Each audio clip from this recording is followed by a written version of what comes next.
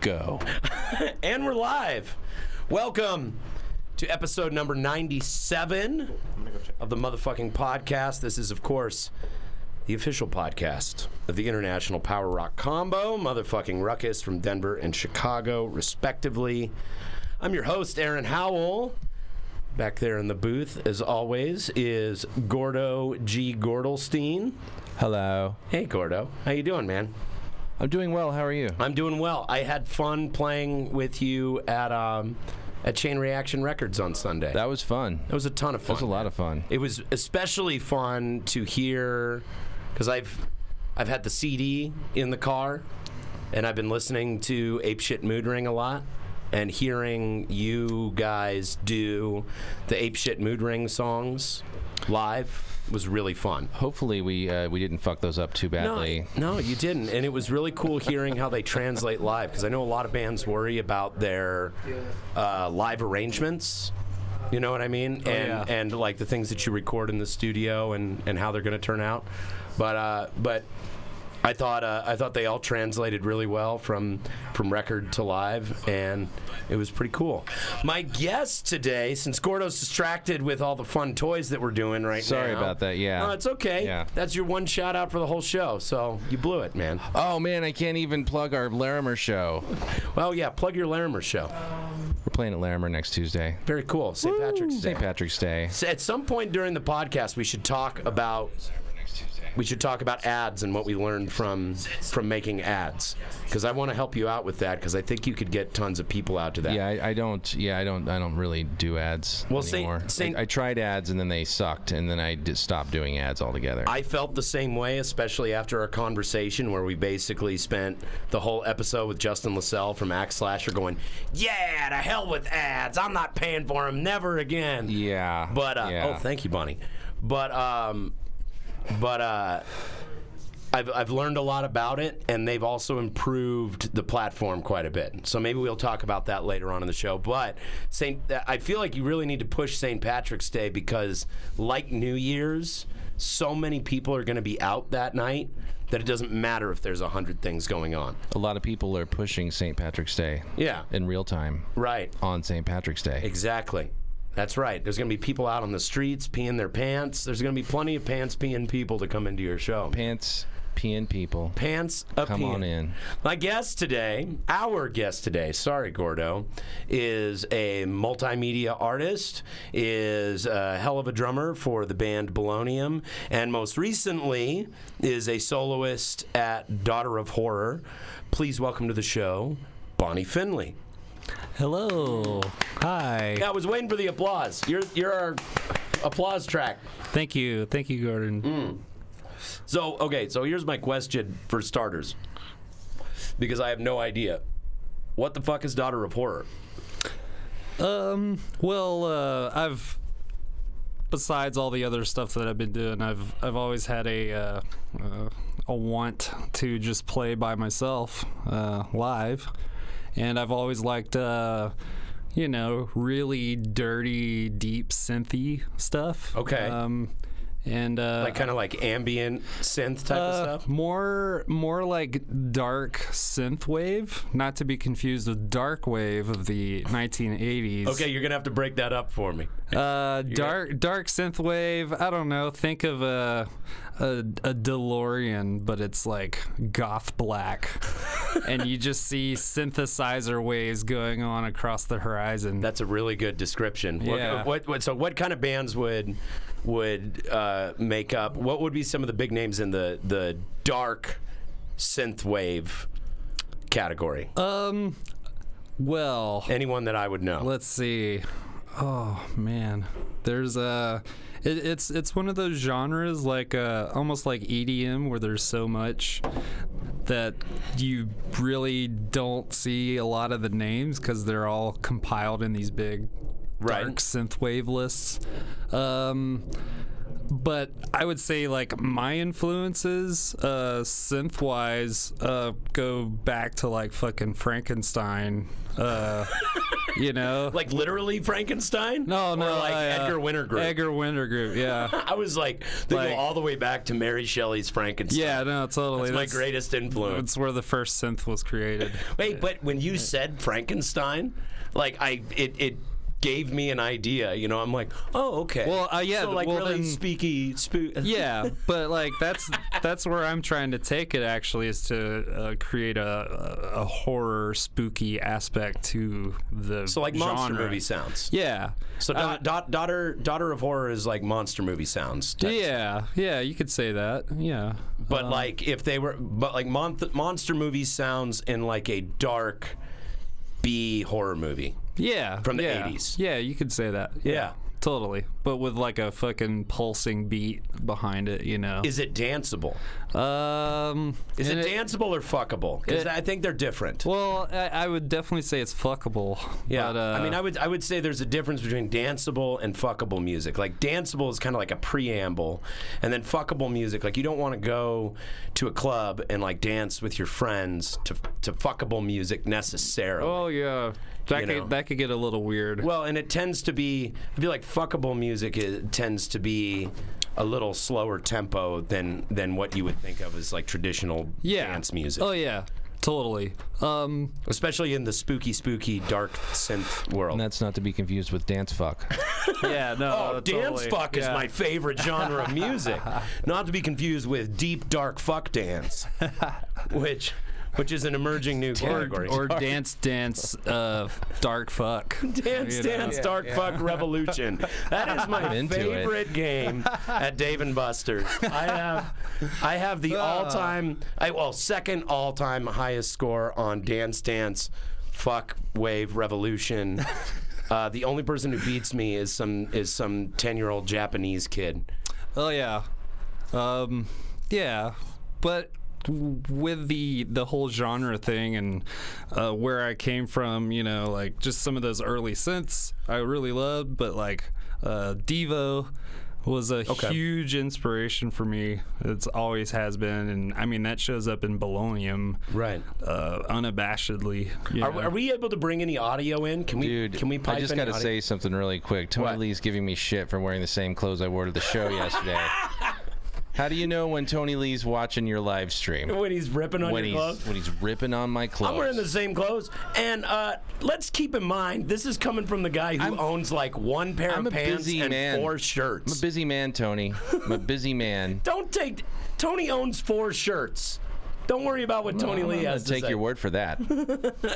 Seriously. If you are bringing any audio in, I would suggest factoids. Can we bring in any audio? Can we pump any audio in here? At the moment, no, but I'm going to work on that. Okay, we can pull an RCA off the other board, and we could run it off your phone if you want. They're going to work on that. We're going to try and pull some audio in, but we'll find some audio. The problem is I use my phone for the camera switching, so there's a little bit. Yeah, it's kind of an interruption on the on that thing right now. Well, you could hook it to the laptop. We'll let them figure it out. By the end of the episode, we will figure out a way to pump some audio. Oh yeah, because I want to hear some of the stuff. You know. Yeah. It's like what is that John Lennon thing? Well, I'm paraphrasing, but it's like talking about music is like dancing about architecture, something like that. Oh yeah, totally. I think he said writing about music, but yeah. Is that it? Oh no, I thought we were listening. No, I thought we were listening, and that is literally noise coming from the shop. I think outside. that track came from my dream one time. That's your own dark wave mind right there.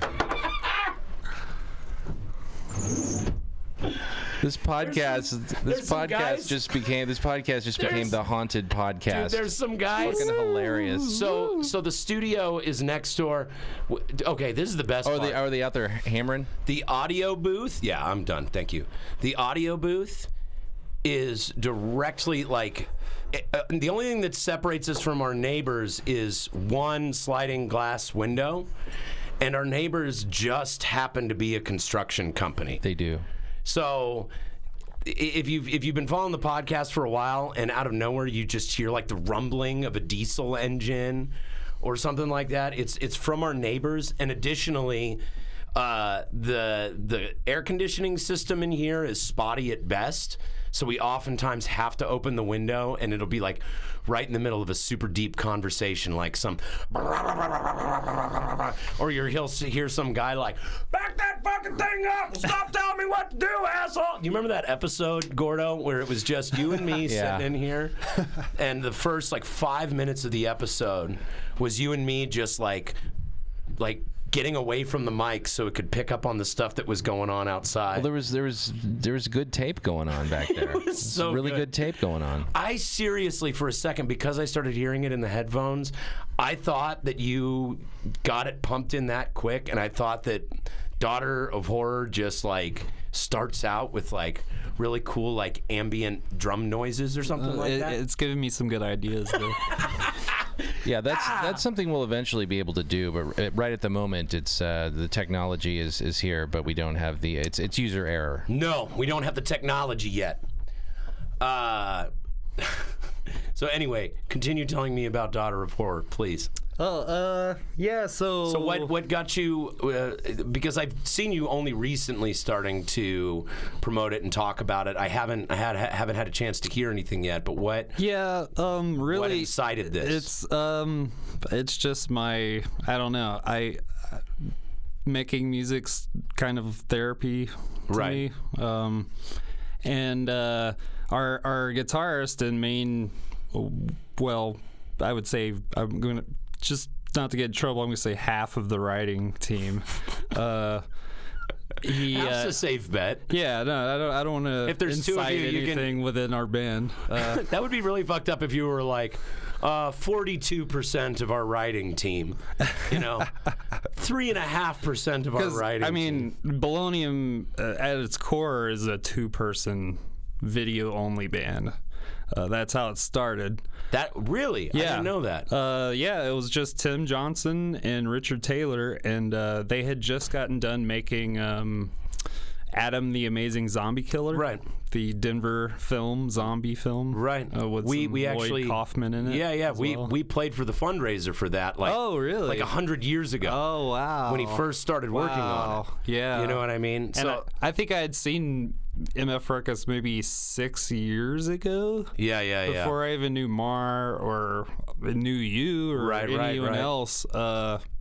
And I will just bringing it up. That was you guys were awesome. Oh, thank you. Thank you. When I had no idea who you guys were. Well, so. we just started really talking fairly recently. Yeah. Like you and I really only became like officially acquainted in the last year. Yeah. Before that, it was just like I knew your face from the internet, and that was really it. Yeah. And then you see each other in public, and there's that like moment where it's like, I recognize them. Do they recognize me? Are we recognizing each other right now? Y'all were playing the parlay like maybe a year or two ago. Yeah. I just walk up and you're like, hey, it's Bonnie. Yeah. Just in the middle of your set. One way that the internet is very useful is it's like fuck, I can't remember that person's name. I can't remember that person. Oh yeah. And then you pull out your phone and you go. Oh yeah. You go find them and say, did that? Okay, that's them. Hey, David. Okay, so there's a lot of side roads there because I want to talk about Bolonium and I want to talk about and all that stuff, but I want to stick with this Daughter of Horror thing. Like what? So who's the other half of your writing team for starters? Because you were just getting ready to talk about that. You're 50% writing of Bolonium. Oh, is what I was talking about. Oh, okay. So you weren't talking about you. Daughter of Horror is just totally my That's you project. 100%. Yeah. Okay. So you were the kind of inciting event that led you to doing that was working with Richard and Tim? Is that? Yeah. So Bolonium, it's about 3.5 years now that we've been a band. Right. And it was my first actual live band ever. And I used to be in jazz band in high school. What did you play in jazz band? Well, I had never taken any other music in like 6th grade, 7th grade, 8th grade, 9th grade, the whole shebang. Right. So my senior year, I'm just like, I want to try jazz band. And he's like, well, can you play anything? Try to solo over this song. And I go walk over to the marimba and the vibraphone. And just started playing on that. Never having played it before in your life. Well, I play, like I grew up with a upright piano. Right. So it follows the same thing. My mom played piano in church and stuff like that. So, I mean, you had one around and you were aware that these are the high keys, these are the low keys. I just kind of started teaching myself how to play it. And what happened when you did that solo? He was like, "You're in." Really? Yeah. And so when we're getting ready for the concert, nobody wants to take solos. Right. So throughout the course of finding out who's going to do what on what, I got like 7 solos out of maybe 10 or 11 songs. That's really cool. Yeah. That's really cool. It was fun. I'm sure a lot of it had to do with, because I mean, you can go down a lot of rabbit holes with regard to music theory and learning and songcraft and all these different things, and I think that someone should. But at the end of the day, there's the one fundamental principle of all music, which is if it sounds good, it is good. Yeah. Really super simple. And if you have, if you grew up around your mom playing piano and you had a basic knowledge of the mechanics of it. It started out through by ear. Right. And if one of the things, this is a really funny thing is I was in jazz band too at DSA when I was a kid. And we had this improv jazz clinic, and this guy came in, and he's just like honking on his saxophone, just like, wanking off all over the place, not really following any sort of discernible chord patterns. Yeah. But then he started telling us about like, this idea of like, as long as you eventually get to the right note and you land on it, it's like sticking a landing in a way. You know what I mean? Oh, totally. Like there's gymnastics. Right. It's auditory gymnastics. So there's a tension associated with kind of flipping around in the air, theoretically speaking, with whatever notes you're on, and occasionally these other things get on. And as you are moving around, you eventually kind of find the neighborhood that you're supposed to be in. Mm-hmm. And so I'm sure you were a weird kid growing up. I know I was a weird kid growing up. I know Gordo and Ethan were weird kids growing up. I mean, look how I turned out. Total weirdos. Yeah. I'm sure that you just had that ability to get weird on something, to like go just stand at the vibraphone. 100% approve that message. Yeah. You go up and you just start banging on something and having fun, and I think that a lot of what it comes to that separates maybe a lifetime musician to someone who doesn't get into it all or dabbles and then quits is really, it's just about getting over yourself and shutting off that self-regulatory part and allowing yourself to just get weird. Oh, yeah. And get wild and freak out on something. Oh, yeah. And I'm sure that it's seeing the bigger picture, too, we, with Bolonium, we played a show with Clownvis. Did you really? Yeah, at Larimer Lounge. You guys have a great niche carved out for yourself. Oh, I know. I have to say. We played for him twice, once at Lost Lake and then the second one at Larimer Lounge. How was that? The Larimer Lounge show was a Sunday.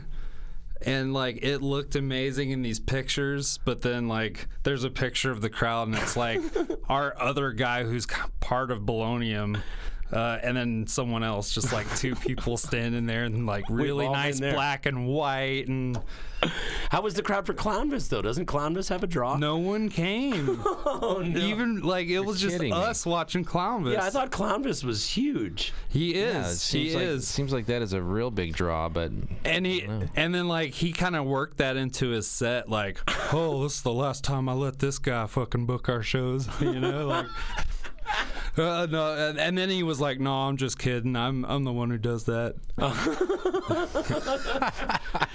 Yeah, I mean, but you guys really do sucking on a chili dog. So the way that I ended up becoming, I would say, initially introduced, not to you specifically, but to Bolonium. Aside from, I should also give a little background. I mentioned before that we played at Bender's Tavern for an early fundraiser for Adam the Amazing Zombie Killer. Oh, that was at Bender's. Yeah, that was at Bender's. Wow, and nice. Lloyd Kaufman was there, and it was amazing. A trauma-sponsored event. Yeah. This was a long, long time ago. Mm-hmm. So that means that if Richard and I didn't even know them at that time. If they just put out Adam the Amazing Zombie Killer, 3 years ago? That's like... I think it was longer than When did that. they put it out? Oh, like, I might be wrong on this, Richard and Tim, but 5 or 6 years ago. Okay, so that's maybe around there. So it probably took him about 4 or 5 years. Maybe to make more than 4. It took like 4 or 5 years to make the film. Then probably. Yeah, I know it was a long, arduous process. Yeah, I should get Richard and Tim on here. I'd love to. Oh, they would love to do this. Yeah, I'd love to have them on. But so the way that I became acquainted with Bolonium was I used to book at Three Kings for a little bit. That's right. Yeah, so I was one of the managers there, and it was at the end of my tenure. And basically, one of the owners said, "I'll give you guys each $1,000 bonus if you completely fill up the calendar." Oh, nice. And so the way I went about it is I just would. At the end of every shift, I would go sit, or at some point during every shift, I would go sit in the office and just answer emails from bands that were interested, right? Oh, yeah. So I would check them out. And now in my head, it's just like, well, if you want to fill the calendar, you're going to have to relax your, not standards, but relax your purview of allotable bands. You know what I mean? That was the way that I looked at it. So I just immediately started booking all kinds of stuff. And as a result, because I'm only listening to bands 30 seconds at a time, some of it was good. And you booked us too. And I booked you too. Oh, yeah. Hell yeah. Some of it was good. Nice. Some of it was good. And some of it was not good. Oh, yeah. I've seen some not good ones there. Now, and I feel comfortable mentioning this because he's coming on the podcast soon, and we have since, made up and become good friends again. But at the time that I was working at Three Kings, towards the end, Vinny Fasano and I were beefing a little bit. You know what I mean? The power struggle. He'd been there longer than I was, and we, didn't see eye to eye on certain things. And it's all one of the water under the bridge. We ended up patching things up and everything. That's good. But he's a great guy. Oh, he's a great guy. I love Vinny. And but because he oftentimes ended up working the donker shows that I did that did not go particularly well, he didn't much care for that. And eventually, everybody one by one kind of parted ways from Three Kings, and there was a changing of the guard, essentially, right? Yeah. I left, and then eventually Vinny left, and then eventually Josh Mullen left, and long before that, Jim Norris left, and it was changing of the guard situation. Years later, or not even years later, maybe a year and a half later, it didn't go on that long, Vinny and I are talking again. And the one thing he said about the bookings that I did, he was like, "Oh, hey, by the way, that Bolonium band ended up really working out great." Hell yeah. Yeah. You guys were the one band that he mentioned that was like, the Bolonium band was pretty cool. That was like our favorite show that year because we were like, playing at Three Kings, yeah. Yeah, man. Yeah. And I mean, there was like 15 people there probably. Yeah. I've played plenty of shows at Three Kings for 15 but people. It was great. Yeah, it was fantastic. We loved it. Yeah. It's still... It's a hot stage. It is a hot stage, and it's one of the coolest rooms that there is. Oh, no matter what. Totally. No matter where we sounds play. Great. Yeah. I love that room. And it's always sounded good, and that stage has always felt like home to us. It really has. Yeah. A lot of fond memories there. I love that there is still something splattered on the ceiling that has been there for probably the entire time I've been going to Three Kings. That has been there. It is something that is splattered up on the ceiling. Does anyone know what it is? I've never asked. I've never seen anybody mention it. In fact, to my knowledge, this is the first time mentioning it on this podcast. Oh, wow. Like, this is the first time that anybody has ever made mention of the giant splatter on the ceiling at Three Kings, and now all sorts of people are going to go there. I feel honored. What's the location of the splatter? It is stage right, so audience left, straight up to the left of the lighting rig, the front lighting rig. Kind of in between the merch area, up there on the ceiling, there is a splatter there. And I don't know what it is. It doesn't look like water. It's probably beer, but I like to hope it's something else. Like some sort of fluid that hit the ceiling during like a burlesque show. He slimed me. Or like some sort of like fake blood from some fetish thing that they did there, because they do all sorts of weird crap. Did Guar ever play there? Yeah, Guar never played there, but members of Guar did play there. Oh. Yeah. So when you guys first came on my radar was Bolonium booked that show at Three Kings. So, and then over the years, by staying in touch and following Richard and by following the project online, I've just seen that band grow and seen you become a part of it and see it grow into this act where you guys are really working a lot. Yeah, like you guys play a lot. You get a lot of solid gigs again in that niche market. Yeah, we played Comic-Con the first the Comic-Con. Yeah, Denver Comic-Con. How'd that go? It was great. Always wanted to get that. The first time was all right. It was at Stoney's. It was like their after party thing. Oh yeah, cool. Oh, but it was so fully, like the Rock Comic-Con? Yeah, but it was fully like marketed through their Denver Comic-Con as the parties to go to. You know? But how was the crowd? The first year was okay. They didn't know who we were as great, but there was a giant, like fucking, it filled up the whole Stoney's like open area with like solid cube lights as a dance floor.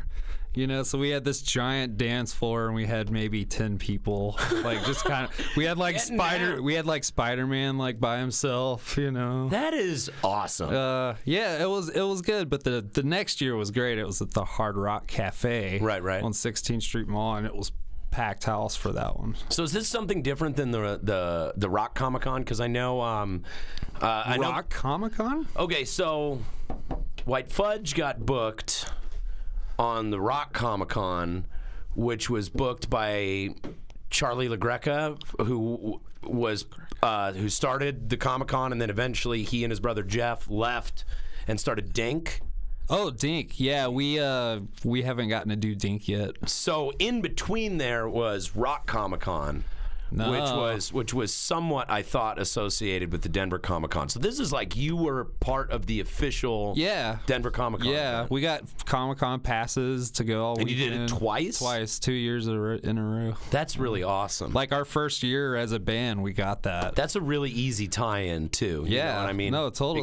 Because of Weird Al was there too, and we're an accordion rock band. He wasn't at the gig. Right. He was at that Comic-Con. Right. But there were fans of his that probably, that was the year that we played at Hard Rock, and we packed out the place. Right. With the Goonies. I should mention the Goonies because they played as well. What did the Goonies do? They were like an 80s cover band. That's really cool. Yeah. So how was the crowd for the Hard Rock show?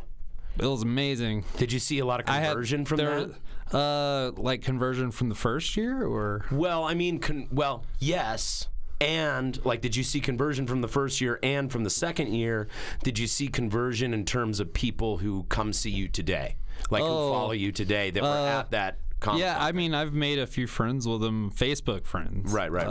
Because they saw us. Right. But, I mean, it was just your random, like, cosplayer throughout the whole Hard Rock Cafe. Like, Squall from Final Fantasy VII is just like... Yeah, this is awesome. That's pretty great. I don't know. That's great. It's like Pikachu's in the corner, like fucking slamming shooters and stuff. I would, if I was in that position, I would pretend that the characters were like the real characters. I'd be like, dude. I'm not saying I didn't. It's like ask them a question and put it in your press kit that just says like best band I've seen this year, Spider-Man. Earth 3 Spider-Man. I don't know. Is that a thing? Yeah. You might want to listen to Cosplay Suit if you want to hear our take on that whole scene. What is Cosplay Suit? That's one song off our last album, Snacktacular. Snacktacular. Pick it up today. Okay. So you guys do the Rock Comic-Con. Did you see anything come up in terms of like people? Did it add to the Bolonium following at all?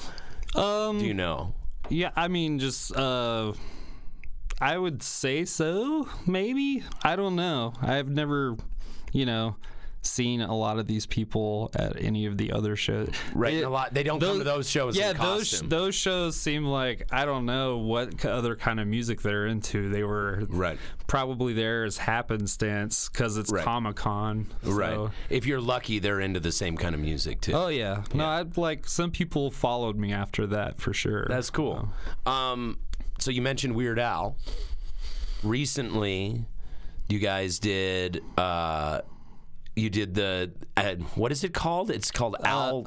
It's the Fest of Al. Oh, the Fest of Al. Yeah, we did it last year, and the Gregory brothers were there that year. So what is the Fest of Al? It's a local Denver Weird Al festival. Does it draw people? Yeah, last year there were people who flew in from like Nebraska and Wisconsin, and that's fucking awesome. Yeah. And they just cater to this whole group for like a mini weekend they flew out illustrators from Chicago and people who kind of deal with Weird Al stuff, like Weird Al podcast and all this stuff, and then musical acts. And I didn't realize his following was that. To have a sub conference about him? Oh, totally. Yeah. It's like Devo. On a related note, he's not going to do my Corona. Oh yeah, I saw that on Twitter. He did announce he's not going to do my Corona. Yeah, that's But the only reason you could do a Come On Eileen, but it's COVID-19. Oh, I swear. That's a goddamn good idea. COVID-19. Oh, I swear this disease. If Weird Al, if that happens, you can use this in court as evidence that Weird Al got that was the inception of the COVID-19. I'm sure someone else has come up with that. Well, and I kind of figured the main reason he wouldn't do My Corona is because he already did My Bologna. And, he that's doesn't just do retreading. Yeah, he doesn't do repeats, man. He's just because it's the topical thing at the moment. He's a consummate professional. Yeah, he has standards. Yeah. So at the Festival. Yeah, it's happening again this year. Are you playing it again this year? Yeah, we got asked to play it again. So tell me what it was like for you doing the first one. What were some of the highlights for you? Some of the things you were most proud of? From the first year? Yeah, from the first year. Oh, we had just started playing Dare to Be Stupid, which is our cover that we do for Weird Al, and we've worked that into our main set now. That's such a good song. People love it. We played. And that's an original too. That's not a parody. Dare to Be Stupid. Yeah. Oh, it's a Weird Al original. Yeah, it's a Weird Al original. Yes. Yeah. Yes. It's one of It was the only one where he wanted to emulate the band instead of parodying. Right. Well, he still parodied them, but made his own thing.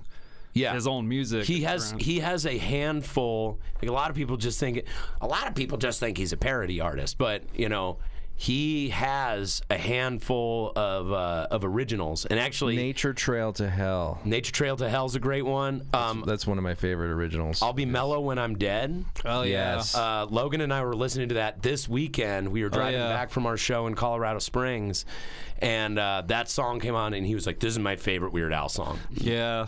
I really like Since You've Been Gone too. That's an original.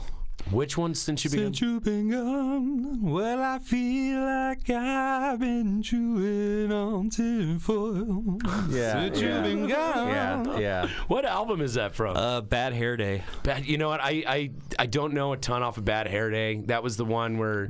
That's when I was growing up, is when that one was Is that got Pretty Fly for a Rabbi on it, or no? No, that's Poodle Hat. Yeah. Or was that Poodle Hat? Bad Hair Day has Amish Paradise. Yes, that's what the it one. is. Yeah. Right. So that was I started listening to, and for lack of a better word, I'll just say I started listening to all the other music about kind of before that happened.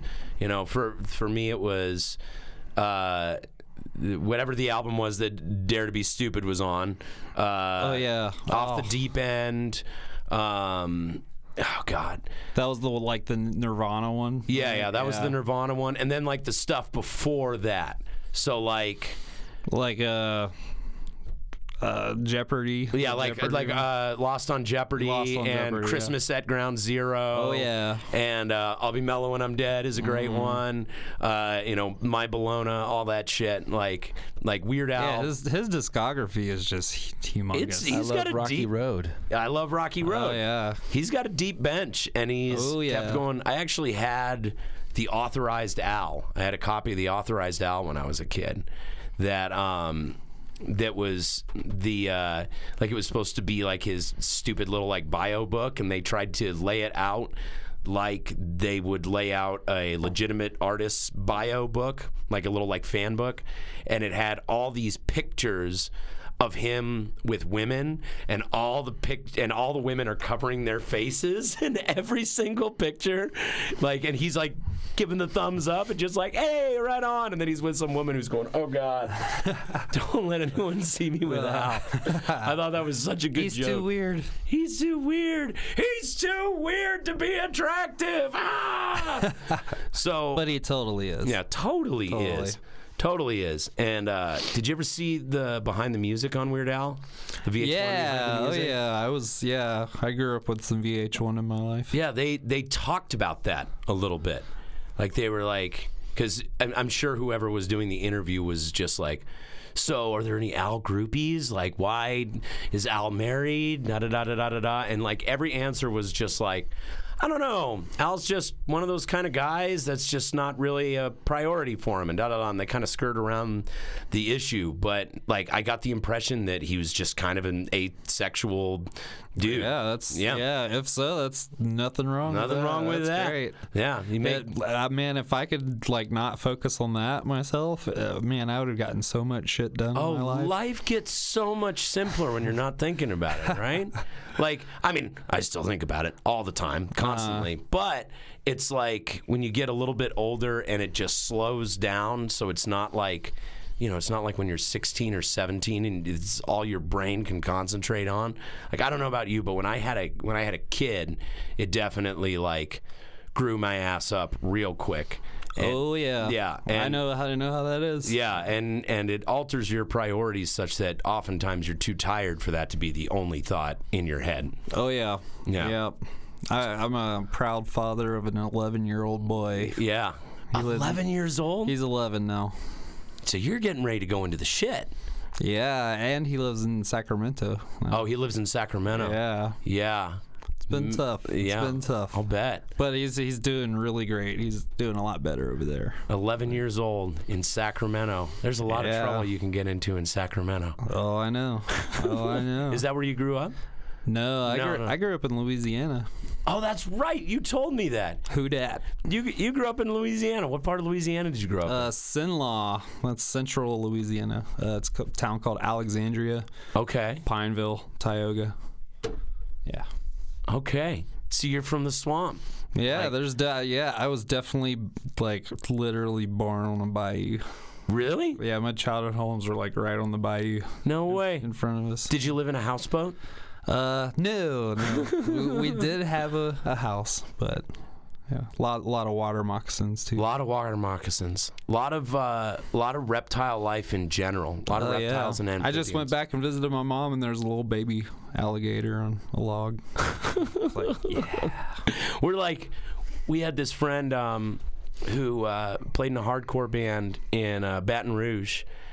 And we went over to his house, and like, this is Baton Rouge. This is a fairly major city. Oh yeah. And we're like just walking around the neighborhood, and we happened upon a drainage ditch, just like any neighborhood, just a drainage ditch where the water washes out, and like down there's like turtles and snakes and all sorts of life running around, and we're like, ooh.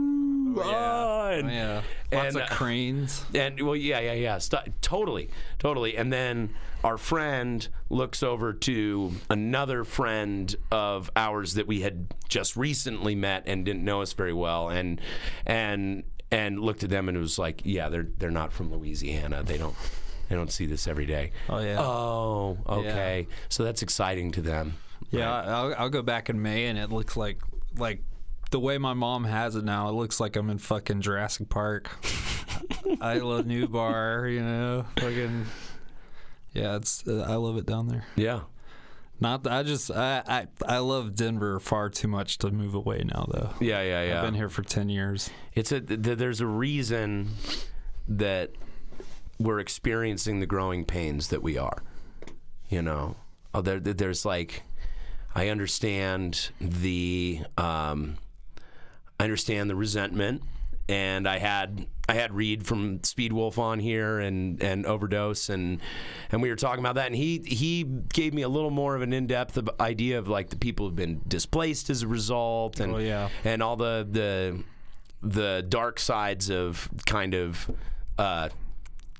economic gentrification. Well, not just gentrification. Yeah, multiple. Yeah, and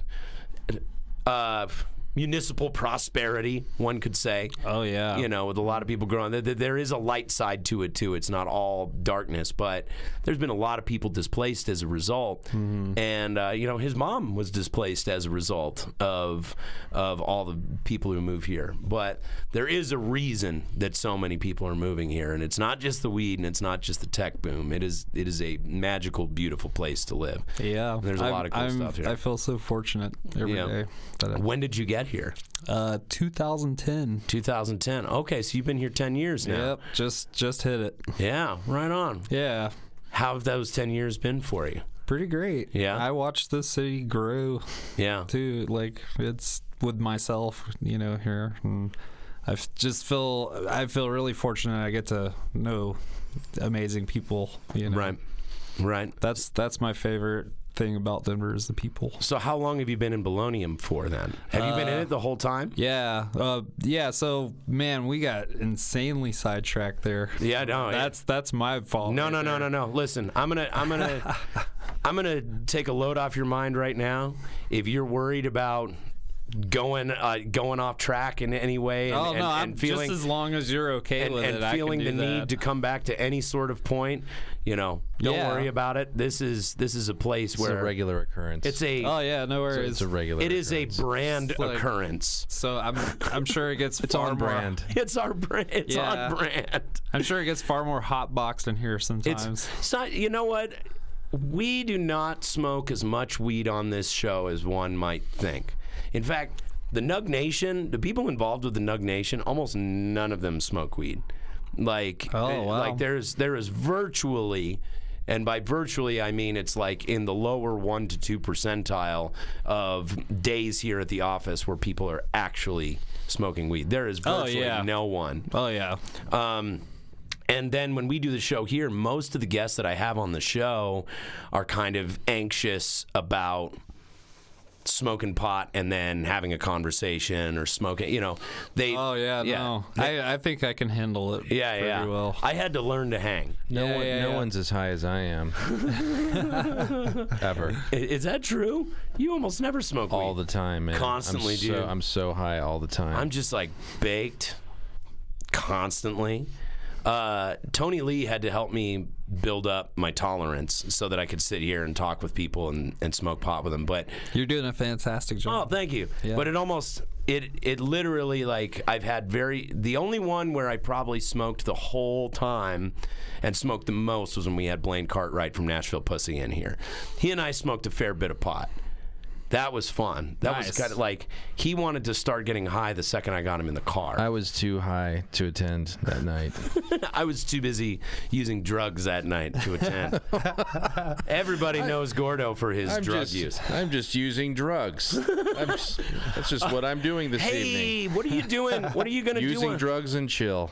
What are you doing on Thursday? Oh, probably just going to use drugs. And nothing else. Not sexual. I'm just going to be asexual and use drugs. Using drugs and chill. Use drugs and chill. It's hardly sexual, usually. I mean, it depends on the drug, I suppose. Yeah. Okay. So you've been involved in Bolonium from the get-go. Yeah, about 3.5 years now. I would say it was about 4.5 years total for them. Because they made the first album by themselves. Okay. Just Richard and Tim. They recorded everything on it. Yep. They use mostly drum machines and synth? Yeah, and some electronic drums and stuff too. That's really cool. It sounds fantastic. That's really cool. the way they did it. But then they made 12 music videos with the help of some friends. I wasn't involved at that time. They made 12 music videos. 12 music videos for the first album. I don't know how long that took them to make. Based on how Snacktacular went, we recorded the album in about 6 months, but it eventually took 2 years because of all the videos. So, like, Tim, that was how I was first introduced to Bolonium was videos. Yeah, Josh Finley showed me all the videos. He's like, dude, really? you gotta check out the videos. Oh man, that means a lot coming from Josh Finley. And I was like, Josh Finley, holy shit! And then I saw and then I saw all the videos, and they've been getting lots of views, and I was super impressed. So this is my question about that then, because I've been curious, because we're doing a multimedia project.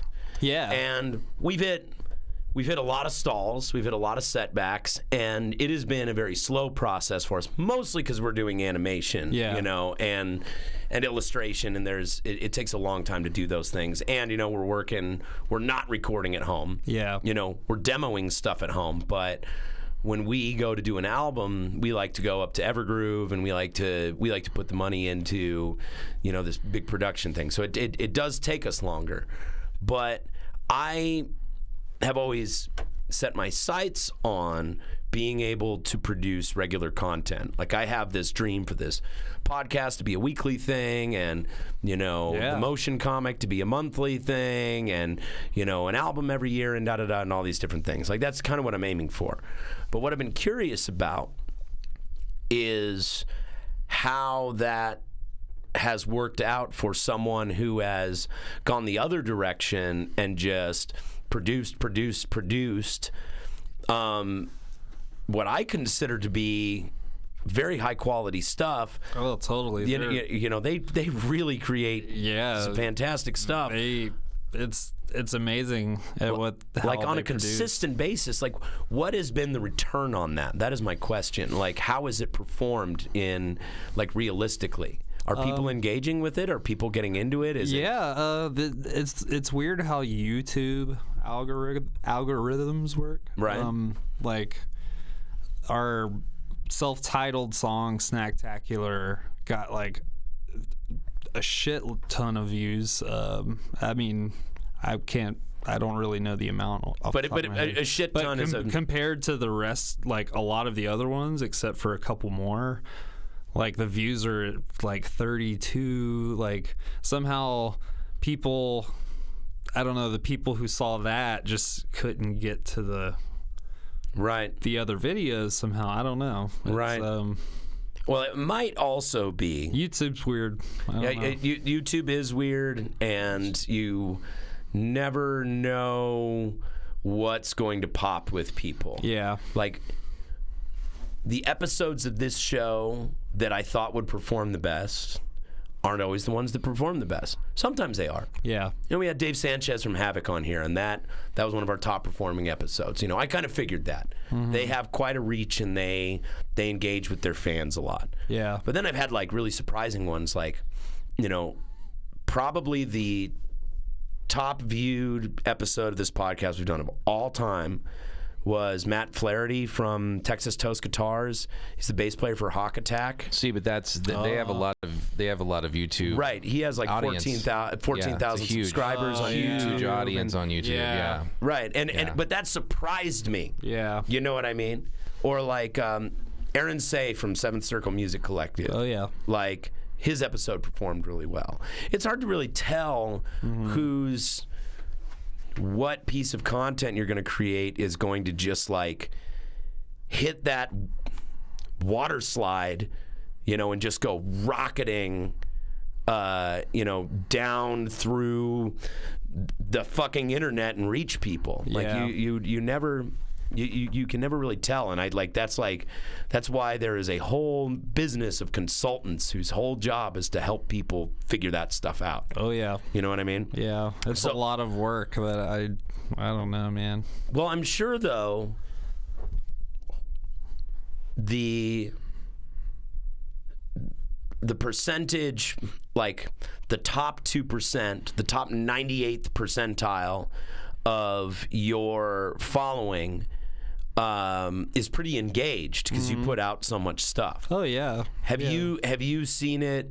Have you seen that content convert into people at your shows? Have you seen it convert into merch sales? Have you seen it yeah, convert into no. other I things? mean, there's been a steady increase in what we put out to, every show we play is a little bit more better.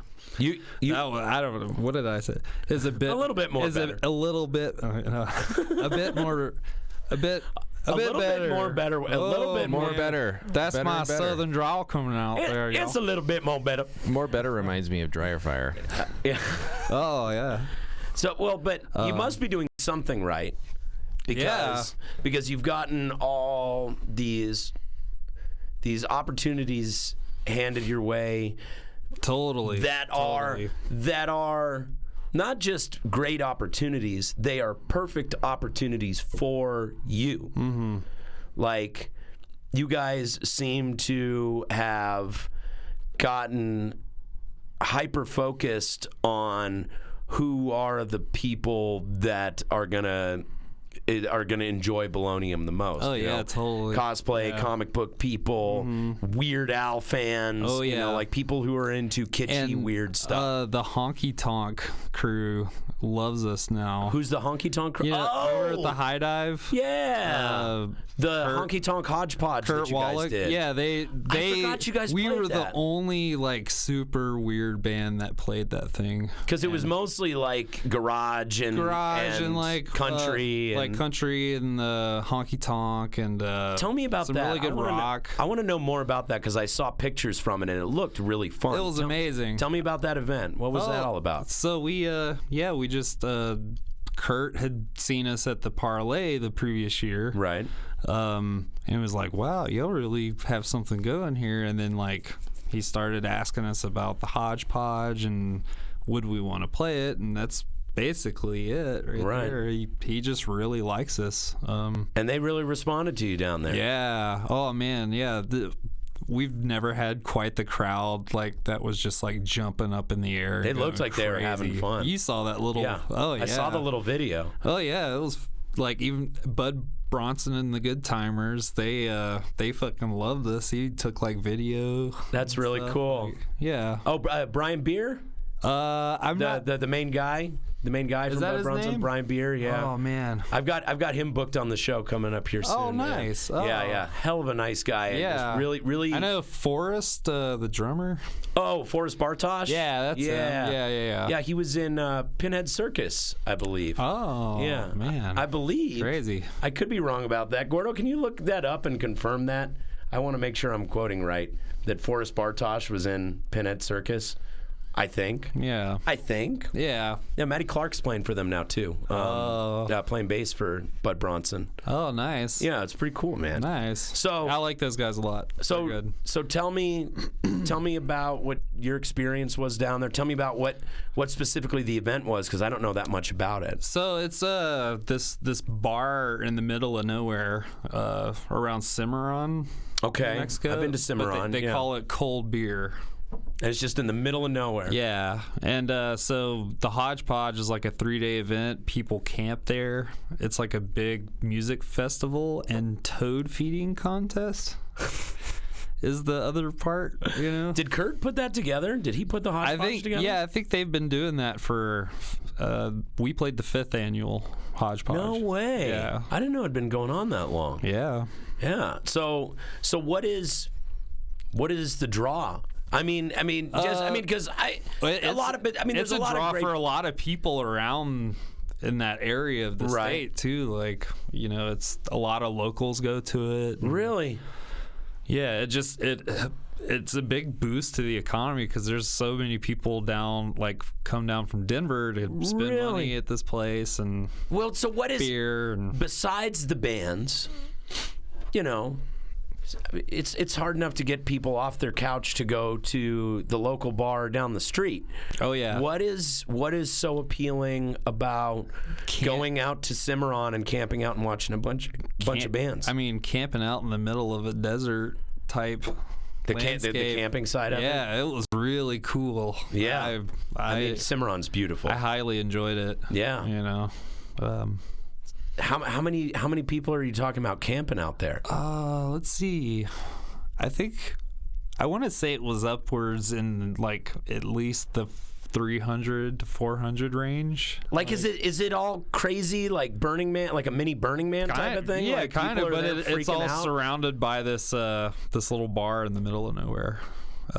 So it all surrounds this little tiny bar, and people just like go in to watch the bands play at the bar. They have like a giant stage. Well, it's not giant, but like it's like an outdoor stage where it's the main stage.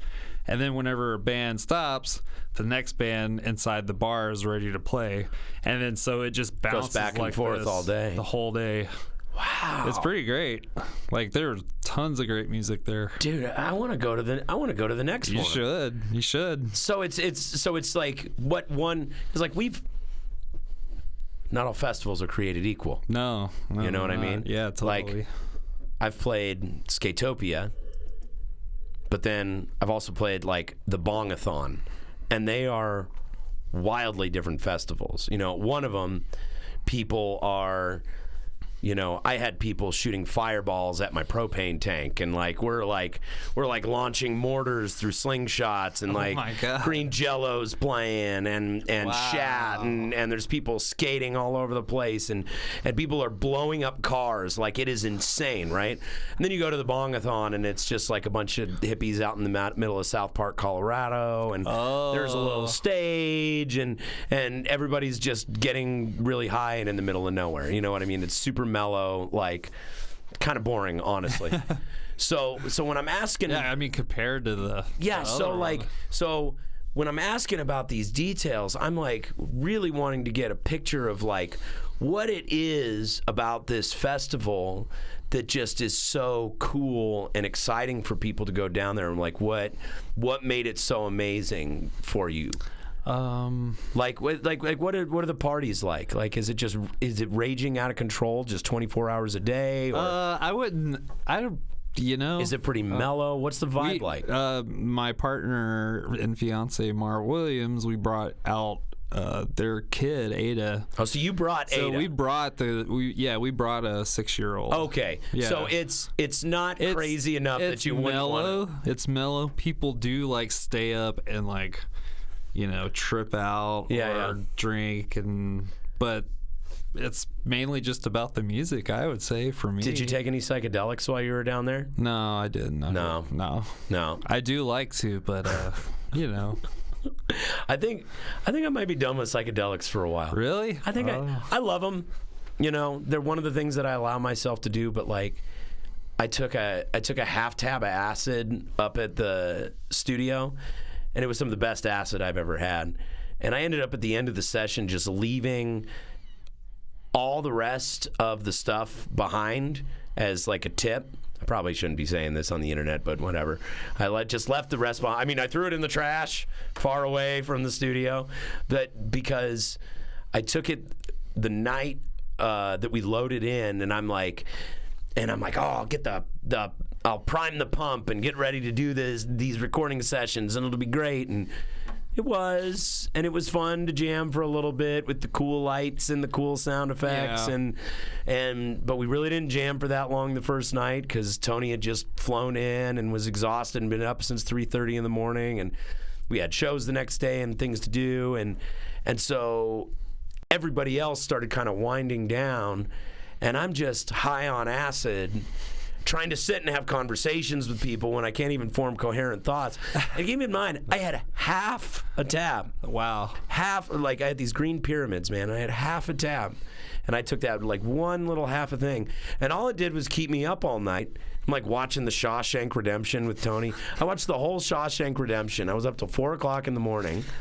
And by the way, the Shawshank Redemption is like our band movie. Oh, yeah. Like anytime when we used to all live together, like anytime it's on. It's in the Stephen King-averse. It is in the Stephen King-averse, and it is quite possibly the best movie ever made. Yeah. It's pretty great. I was waiting to see like Pennywise at some point pop up. Just pop up, just like a little cameo. Or like a balloon's going by. But like halfway through it, not even halfway through it, 2 hours into it, I was just like, mostly I'd like to go to sleep.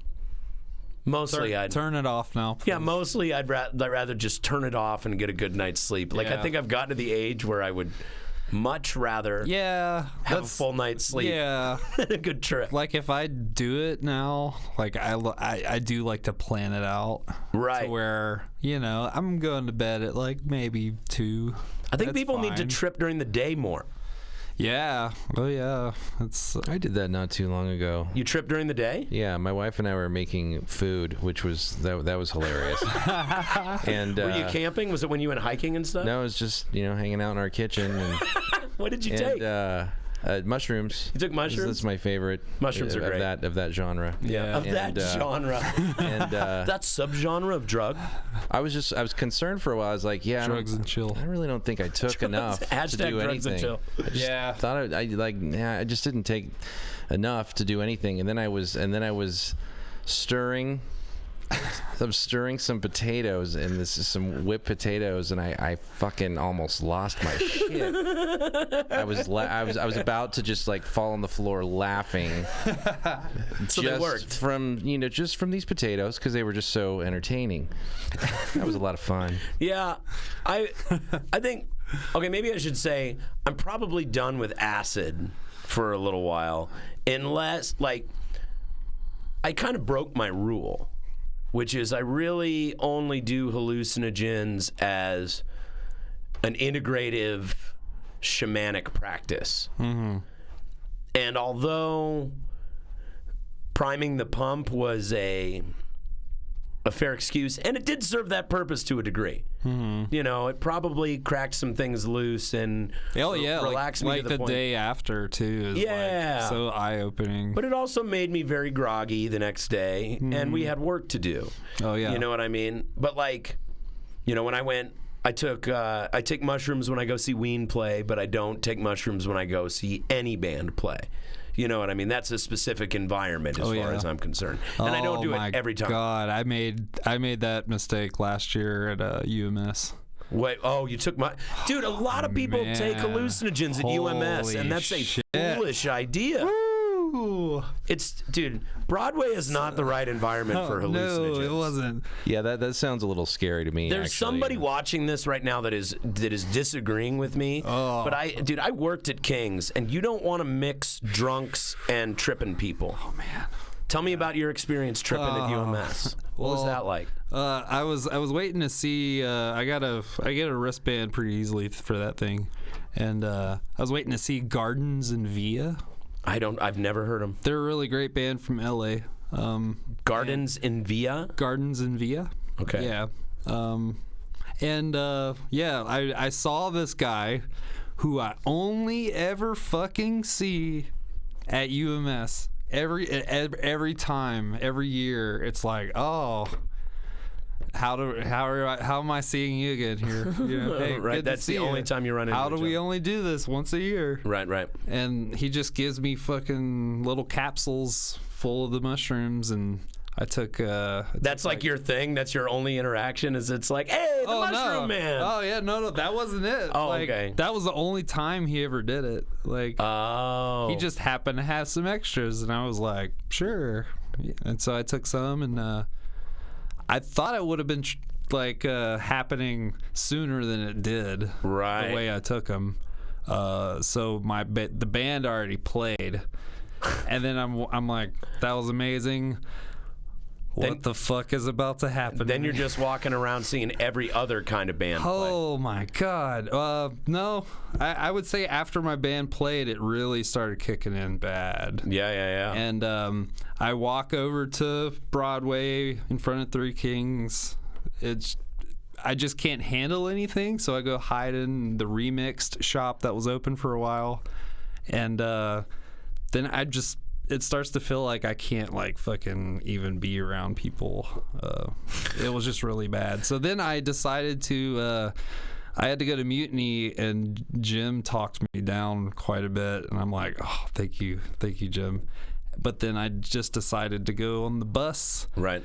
to Union Station and catch the FF1 to Westminster and walk from Westminster to my house, and it was the most insane fucking journey of my life. Oh yeah, just the ride home ends up being I couldn't talk to the bus driver.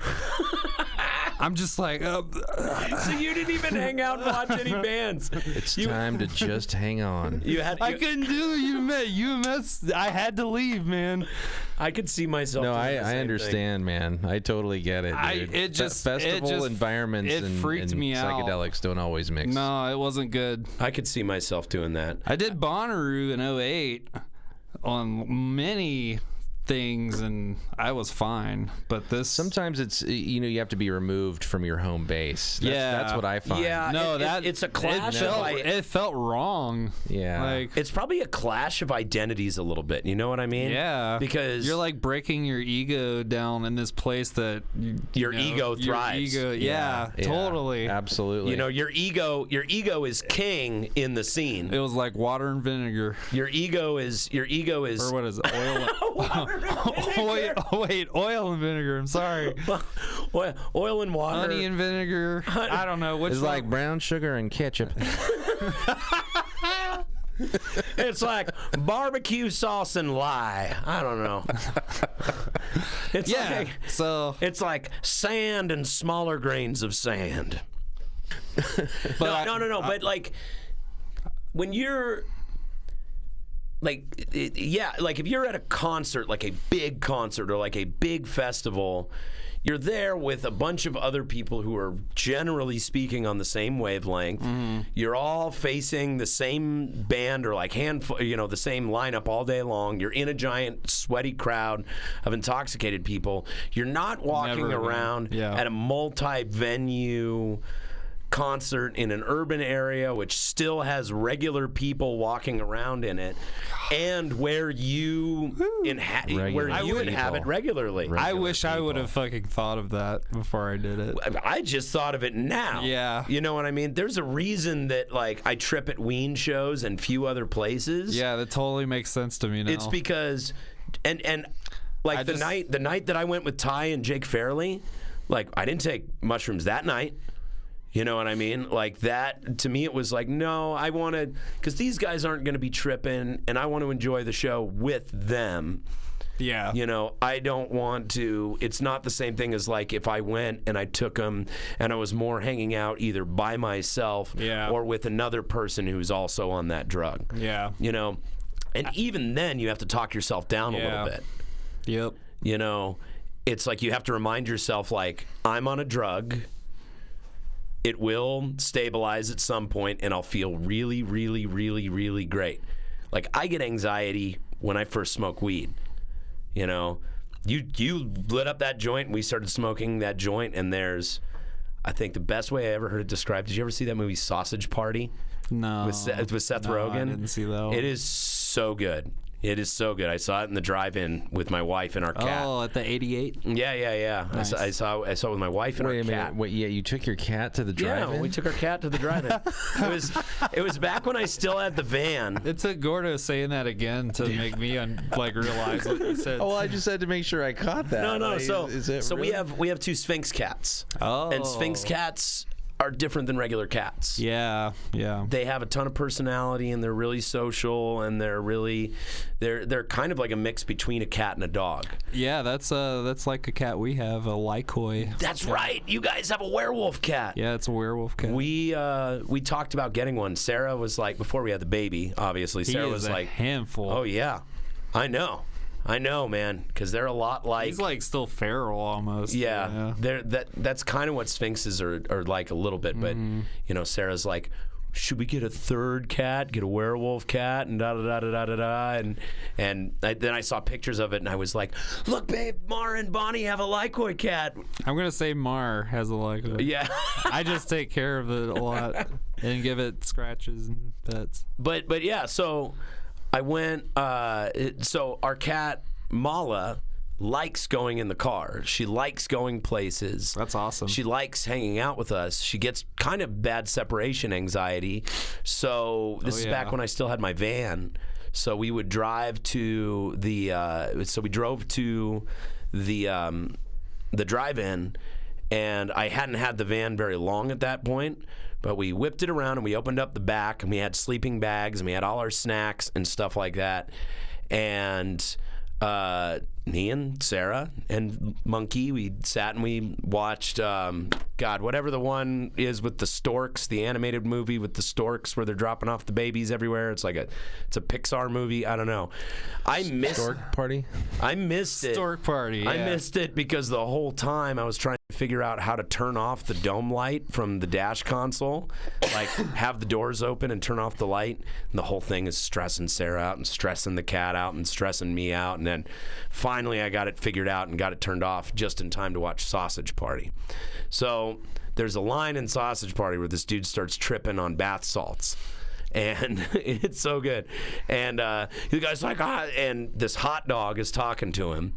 And the hot dog is like, is talking to the guy who's on bath salts, and the guy on bath salts is like, I'm freaking out, man. And then the hot dog's like, you're not freaking out, man. You're just dropping in. It's cool. And like, I heard that and I was like, that is the most accurate description of taking any kind of drug there is. It's like, you've got that period of maybe a half an hour to an hour on psychedelics where you feel the fear of like holding on to your ego, and then you like break through it and you're like, everything's amazing. So I can relax now? Yeah, so I can. I think with weed, the drop-in period is more like, for a seasoned professional, it's probably like a minute. For me, it's probably like 15 minutes. Yeah. Before it like completely stabilizes, and then I'm like, oh, I'm not freaking out. Yeah. Yeah. So what was freaking you out so bad about walking around tripping at UMS? I don't know, man. I just I think I took far too much. Really. Yeah. I took like a huge amount, and it just jolted me. Just like, the people or the noise, like you were overstimulated. Just everything, and the cars and like I feel like every car is a cop car looking at me, you know. And I saw several actual cop cars too, but I did have like a moment of, was it respite? Is that right? Respite, whatever. Yeah. Where I'm like waiting for the bus, which is going to be awful, but like the fucking clouds at the sunset was just happening, and I'm listening to not Polygon Wannaland by the King Gizzard and the Lizard Wizard. Oh, I love King Gizzard. Yeah. And it was just like that. I needed that moment. Like I was like spiraling into the sky. Like, right. It was amazing. Right. That's the thing. I mean, you want to escape. At least I had that during the trip. Everything, it was worth everything else being really awful. Well, and you've got to escape. It's good when you have that moment that's like, okay, I have a little breakthrough here. This is why I did it. Yeah, it's not going to suck completely. I took mushroom chocolates at a warehouse punk rock show once, and that was terrible. That is the least fun I've ever had at a show, because let's see, it was at the old Garage Land, and I was probably 20, 21 at the time, so still pretty young, and they had some rowdy ass punk rock shows there, and most of the people who hung out there were like punk rockers who were just like drink, drink, drink, drink, oi, oi, ah, slamming into each other and beating each other up. So I show up to this fucking thing, and I'm tripping, and then the word gets out that I'm tripping, and all my friends who are fucking bullies start like picking on me and like pushing me into the pit while I'm like high on mushrooms and like just fucking with me. So dear God, I pulled the ripcord. Oh my God. And I got out of there, and I went home. This is a true story. This is a really funny true story. I totally forgot. I went home, and while I'm tripping, I come in, and at this time, it was me and my buddy Connor just lived with a bunch of girls. And so there was like Connor and his girlfriend at the time. They had like the whole upper loft of this house, and they had their own bathroom. And then I lived in the basement. I had a room built in the basement. And then the other two girls, they lived up on the main floor. And we all shared a bathroom, which means that I am sharing a bathroom. 21-year-old party animal, maniac, alcoholic moron Aaron live with these two dancer girls. And when I say dancer, I mean dancer. I mean, this is like, I lived with the Oracle Dance Troupe, who is like the aerial troupe that does stuff with Devotchka and stuff like that. Yeah. So I lived with these girls. I went to high school with these girls. Crazy. You know? And so we shared a bathroom. And so I'm a dude. I jerk off in the bathroom. So I would like reach out and like grab a bottle of lotion off a shelf, pull it into the shower with me. You know what I mean? Oh, yeah. And then figured if I just put it back on the shelf, everything would be fine. But I'm also, at this time, a drunk and a space cadet. So oftentimes, I would space out and leave the lotion in the shower, and the girl who it belonged to was getting really tired of it. So on this particular occasion, I came home from getting pushed around, tripping at a punk show, to my house where all my roommates are drunk, and there is a note on my door from one of my roommates who is upset with me for jerking off with their expensive lotion, and is just like, it's just so disrespectful. That's just such expensive lotion. I found it in the shower again. I'm super mad. And my other roommate is laughing, and she's like, "Oh, Aaron, you pervert!" and I am high as high can fucking be at this point in time. And then I went down to my room and watched the fucking Animatrix on mushrooms. And that was one of the things that was that made it worth it. You know what I mean? I've done that too. The Animatrix is pretty much the greatest animated film ever made. Vampire Hunter D Bloodlust was amazing as well. Is that good on mushrooms? Oh my god. I've never when, like seen Dracula's like transforming, it's just like Oh wait. I have seen that. It's like the newish one, that one 2000. Yeah, you said when Dracula's transforming. Yeah. Yeah. I think I remember it's got that. Just the craziest animation going on. Like, so are you a big anime fan? oh yeah. Do you like classic? Do you like Legend of the Overfiend? Oh, I think I've maybe seen it. Was there another name for it? I mean, there's a Japanese name for it. Like I know Demon City Shinjuku. And, I can't remember what it's called, but it's like, it's the one with the dude with the giant steel cock, and then and then Irotsu Kadoji. Irotsu Kadoji, knew it right away. Boom. Okay, that's a great one. So I have to thank Mar Williams for introducing you to anime. Introducing me to Irotsu Kadoji. What? So that's another question. Because you two are both into weird, dark, kitschy, like oddball stuff, what are your, like, when you are sitting on the couch watching TV together, what are you watching? When you Netflix and chill, not do drugs and chill. We don't really do it as often as we might. I don't know. Weeks You're both pretty busy working on things. Yeah, weeks could go by and we're like, hey, you want to watch a movie tonight? Yeah, sure, let's do that. Never happens. So what do you do in the evening together then? We cook dinner together and have nice dinners and stuff, but we're usually helping each other out on some project. Yeah, that's really, really cool. Because speaking of, Mar Williams was supposed to be here today, but couldn't make it in. Mama duties and stuff. And right. I was gonna see if we could maybe relay a message. On behalf of Mar. Yeah, relay a message from Mar.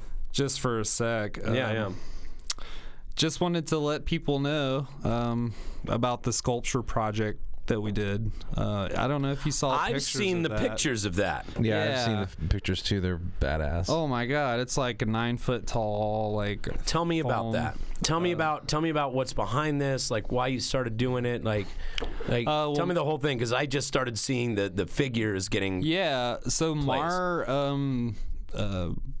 it's once a year. The Ethereum conference happens in downtown Denver at the Sports Castle. Okay. And they pretty much take over the entire Sports Castle and, transform it into this, I wouldn't say mini, it's pretty big, convention for Ethereum. It's a cryptocurrency. Right. It's like Bitcoin's baby brother. Right.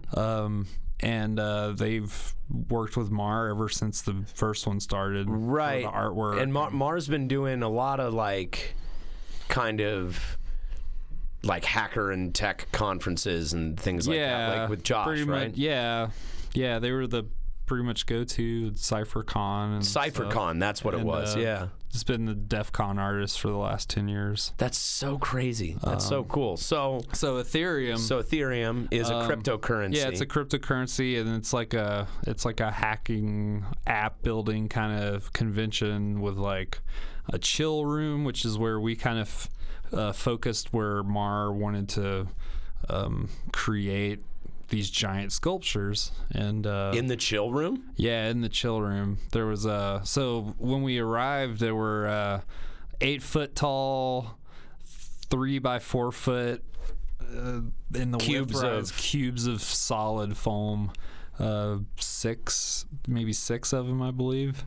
And how big were these things? They were massive, 8 feet tall by 4 foot and 3 foot. So really, they would just fit in this room. Oh, it would.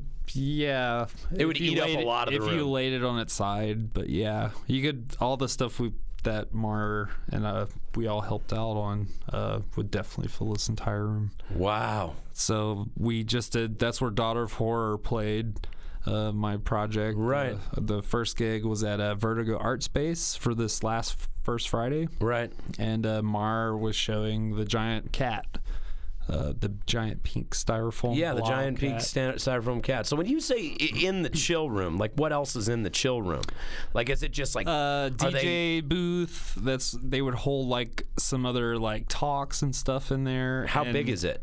Man. So is it like a big warehouse space? Yeah, it's fucking huge. They had tons of cars and stuff. It used, the Sports Castle used to be like a car dealership. Okay. So they have these ramps that are running up the entire building. Oh, wow. Big enough to fit a car through it. Oh, wow. So it's just big open spaces. 6, I think it's 6 floors. It gets smaller as you go up, but right.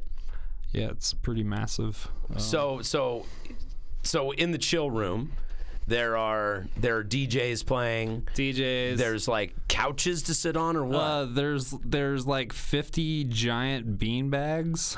And then just a forest of these characters that you guys built. Yeah, that Mar designed and created, and you helped carve and we helped get things around because you can't move them by yourself. Right.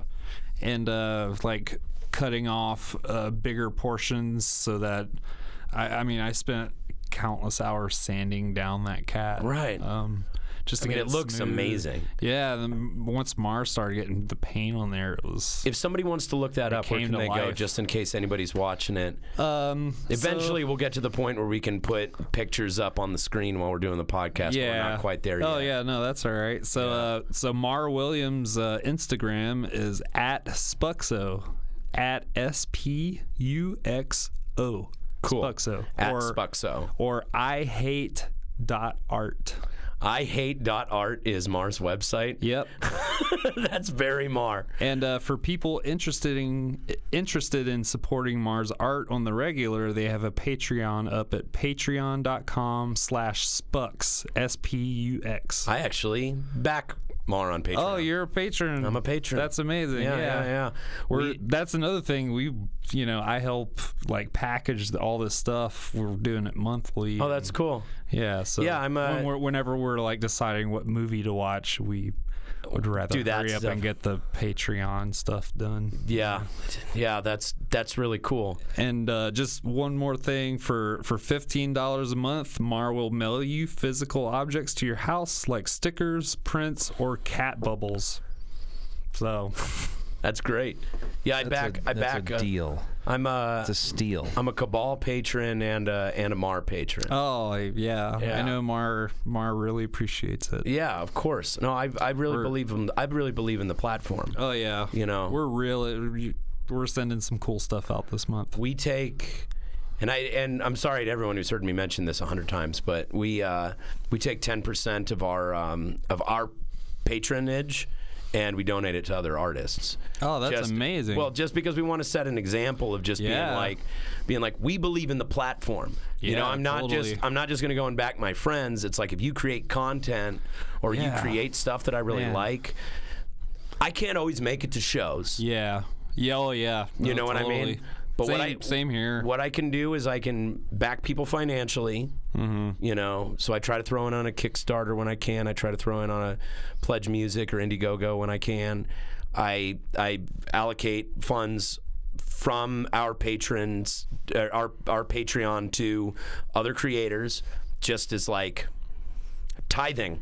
Yeah. To the Church of Rock, man. You know? Yeah, totally. So I put that out there, and then you know, we try and do the podcast and bring people on here and support people that way, you know. And I think it's great, and I love what Mar does. Are you on Patreon? I was just thinking about that. You should get a Daughter of Horror Patreon. I would definitely back you on it. Yeah, because how I kind of first started focusing on that was making. I was always a big fan of Mystery Science Theater 3000. Right. It's my favorite shit ever. I love that show. I love it. And I like really old, bad movies. Right. There's just a look about them that is fascinating to me. Yeah. And same.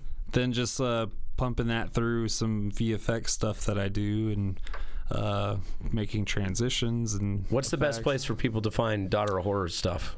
That would be Daughter of Horror at YouTube or on YouTube or. So youtube.com/Daughter of Horror is that the URL that would for be it? Or Daughter of Horror Denver. I'm still. Yeah, we saw another Daughter of Horror online. Have you run into problems with that before? No, because it's like a personal blog. So it's not like what I'm doing. Yeah, so people get there and automatically it's a different category altogether. It's a different thing. Yeah.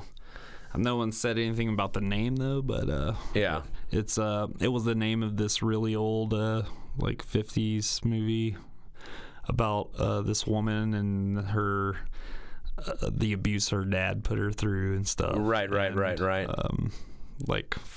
Like her life flashes before her eyes of when she was a girl. And this is the other Daughter of Horror? Yeah, this is the No, this is the actual movie. Oh, the actual movie. Okay. Yeah, I think it might have been like a Roger Corman movie. I'm not sure if you guys know that guy. Could you look it up, Gordo? We can get some more info on it. But I made like a song based on so I watch these little videos that I kind of edit, and then I just put music to it, and that's kind of how I make the soundscape, if you want to call it. That's a really cool idea. Yeah. So you're just like going through and doing like a mock scoring of. Yeah, I'm basically scoring something that. Are you doing it with the real audio from the film, or are you're doing it just over in place of the audio? Yes. So the Dementia, is that the name of the film? I think that might be it. Yeah, because it was also called Daughter of Horror, maybe. Yes, that's what I'm finding here. Yeah. On the Wikipedias. Is it a Roger Corman film? I might be wrong. John Parker. John Parker, of course. Yeah, you know John Parker, don't you? Everybody knows John Parker. Yeah, everybody knows John Parker. Sorry. That's all right. So, where were we? Dementia. We're right, but before that. I was wrong about Roger Corman. Yeah. But it's very Roger Corman-esque. Like the Beast of Yucca Flats. So you were inspired to do this through watching Mystery Science Theater 3000. Yeah. So is it? Oh, yeah. Are you trying to do something that is like, that deliberately serves the whatever the narrative is in the story, or are you trying to do something that subverts it? Like, are you trying to do something deliberately, like, Well, with that first video, it was just kind of, basically just the story itself. And I don't know. I'm just trying to make music that fits it, I guess you can find that one on YouTube. It's called Calgon / Daughter of Horror.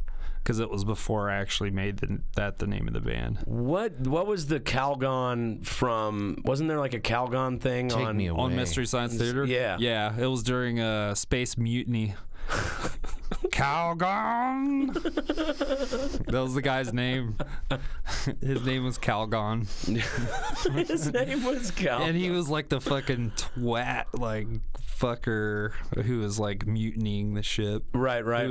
He would laugh like,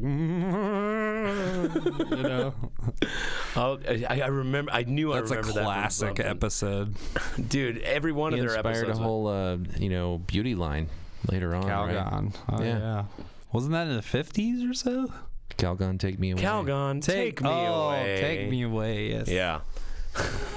So yeah, that's where the name came from. Okay.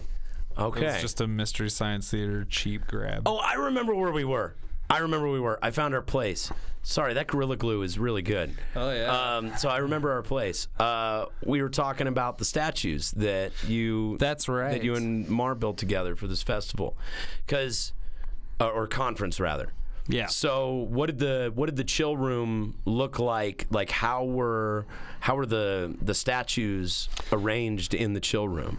So like as soon as you walk in, you just kind of see there's just a ton of bean bags everywhere, like giant bean bags, and right next to the staircase that you walk in, you're greeted by the 9-foot tall cat. It's just kind of like you're looking up at it. Like right when you walk in. Yeah. And the way it's lit, it looks so cool. But then right across from you, across the room, there's one of the sculptures that took 2 of those giant foam blocks plus some for the wings. It was a kind of the mascot of the conference called the Mega Pega Bufficorn. What's a Mega Pega Bufficorn? It's like a giant buffalo unicorn Pegasus. It's incredible. That's awesome. And we like made it have wings and a horn, and it's massive. By the way, whatever genetics lab is working on that, stop. Oh yeah. We're talking to you, DARPA. So a while back, I contacted you and Mar, I think separately, about building stage props.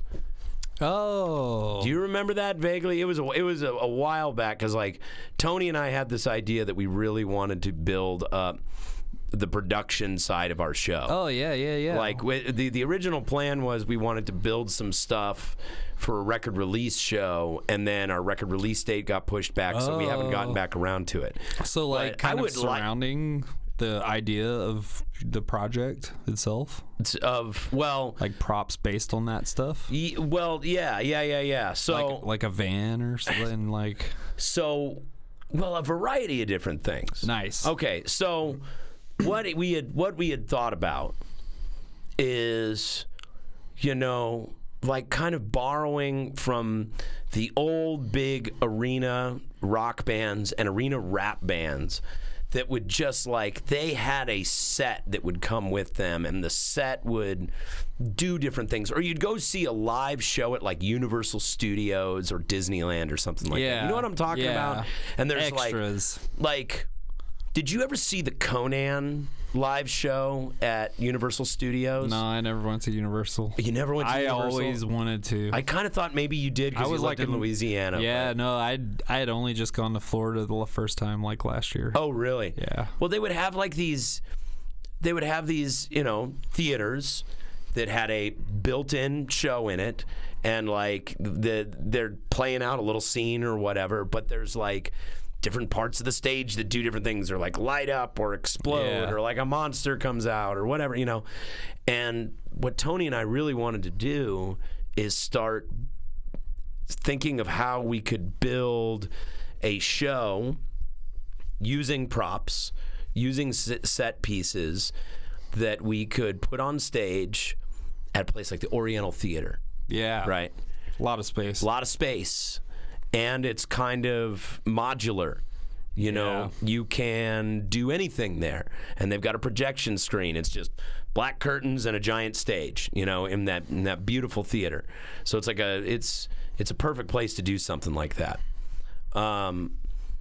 And so what we wanted to do is we wanted to create this thing and then film it and put it out there in the world so that then becomes the standard for what our live show is, right? And so then it would be something that we could take on the road with us. So I had reached out to you two because I wanted to talk to you about building like statues, figures, whatever, but more like puppets, things that could move, you know, things that like light up eyes or like moving mouths. That's ringing some bells now. You know what I mean? Yeah. So I think I sent you messages about it, and maybe when you send someone a message, it just doesn't really convey totally what you're talking about. So like I've been wanting to get down, and I mean it just so happens that we're on a podcast now, but I've been wanting to like sit down with you and like spitball ideas for something that would be really, really cool to do. Another reference example would be like, did you ever go to Showbiz Pizza? Oh yeah. You know, Rock-afire Explosion? Oh yeah. You know, you've got all these like animatronic characters that really use pretty basic mechanics. Yeah. You know what I mean? It's really just a torso with maybe one or two mechanical functions in it, right? And so I was like trying to think of a way that you could do stuff like that and make it transportable. Yeah. Does that make sense? Styrofoam, I believe, would be the way to go. What is that? Just styrofoam? Oh, styrofoam. I thought you said fire foam. Sorry, I'm very hard. So I'm like, fire foam? Wow, what is that? So I got it right here. There's the fire foam. So you just buy like, where do you get a giant cube of styrofoam? Mar just found this distributor that delivered it to where it needed to be. You can just like order it to the spot. Yeah. So did you order it to the space? You didn't order it to the space where the event was being held because you ended up transporting it, right? we did. You did? Mm-hmm. So you were able to go in there into the space? Spend a whole week there. So you had a week to do it? Yeah. That's pretty amazing. Yeah. How many figures did you do? Mar did a DJ booth, which was made from 2 styrofoam, and then the Buffacorn, which was like 2 1/4, and then the cat was 1. Right. Well, I know Mark designed it, but and did most of the work, but you were there helping with it, right? Like you were there. Yeah. You were there for how many people were on your crew? Me, Logan, Jason, at least 4 or 5. 4 or 5 of you. Now, are you all working on the same thing at once, or are you all just like... So what were you mainly responsible for? Moving the stuff around and helping to get some shape in there. Right. While Mar's still like designing on something else. You know, we kind of just... we would have a task to do, and we would all do that on these different sculptures at any given time, right? You know, and I was the main custodial service because it made an incredible amount of I'm sure it was a major mess. It was insane. So I had like a fucking mountain of this stuff. Just dust. When you say pieces. When you say styrofoam, are you talking like big white cooler styrofoam, like? Yeah, but just solid. So not like foam core, like. No. Okay, like so real this is styrofoam. Like. Yeah. Oh. Just a solid brick. So what kind of? Man, I didn't even know you could order a solid brick of styrofoam. I didn't either. What kind of tools? Mar found it. How much did that cost? Do you know? I think they were like $3.25 per block. $3.25 for a giant block of styrofoam. And we had like 6 of them. How much do they weigh? Like, are you like able to like toss them around? No, you're not. They're heavy, but they're also light for their size. Right. I would say they're probably like 100 pounds. Okay. or not even 100, like maybe more, maybe 150 or something. What kind of tools are you using to work on this thing? Like are you just shaving away? Electric hot knives and electric wire tools. Electric hot knives. Yeah, just something that sends current through a piece of wire, and then you're just melting the styrofoam as you go. Are you wearing masks? Oh yeah. Yeah.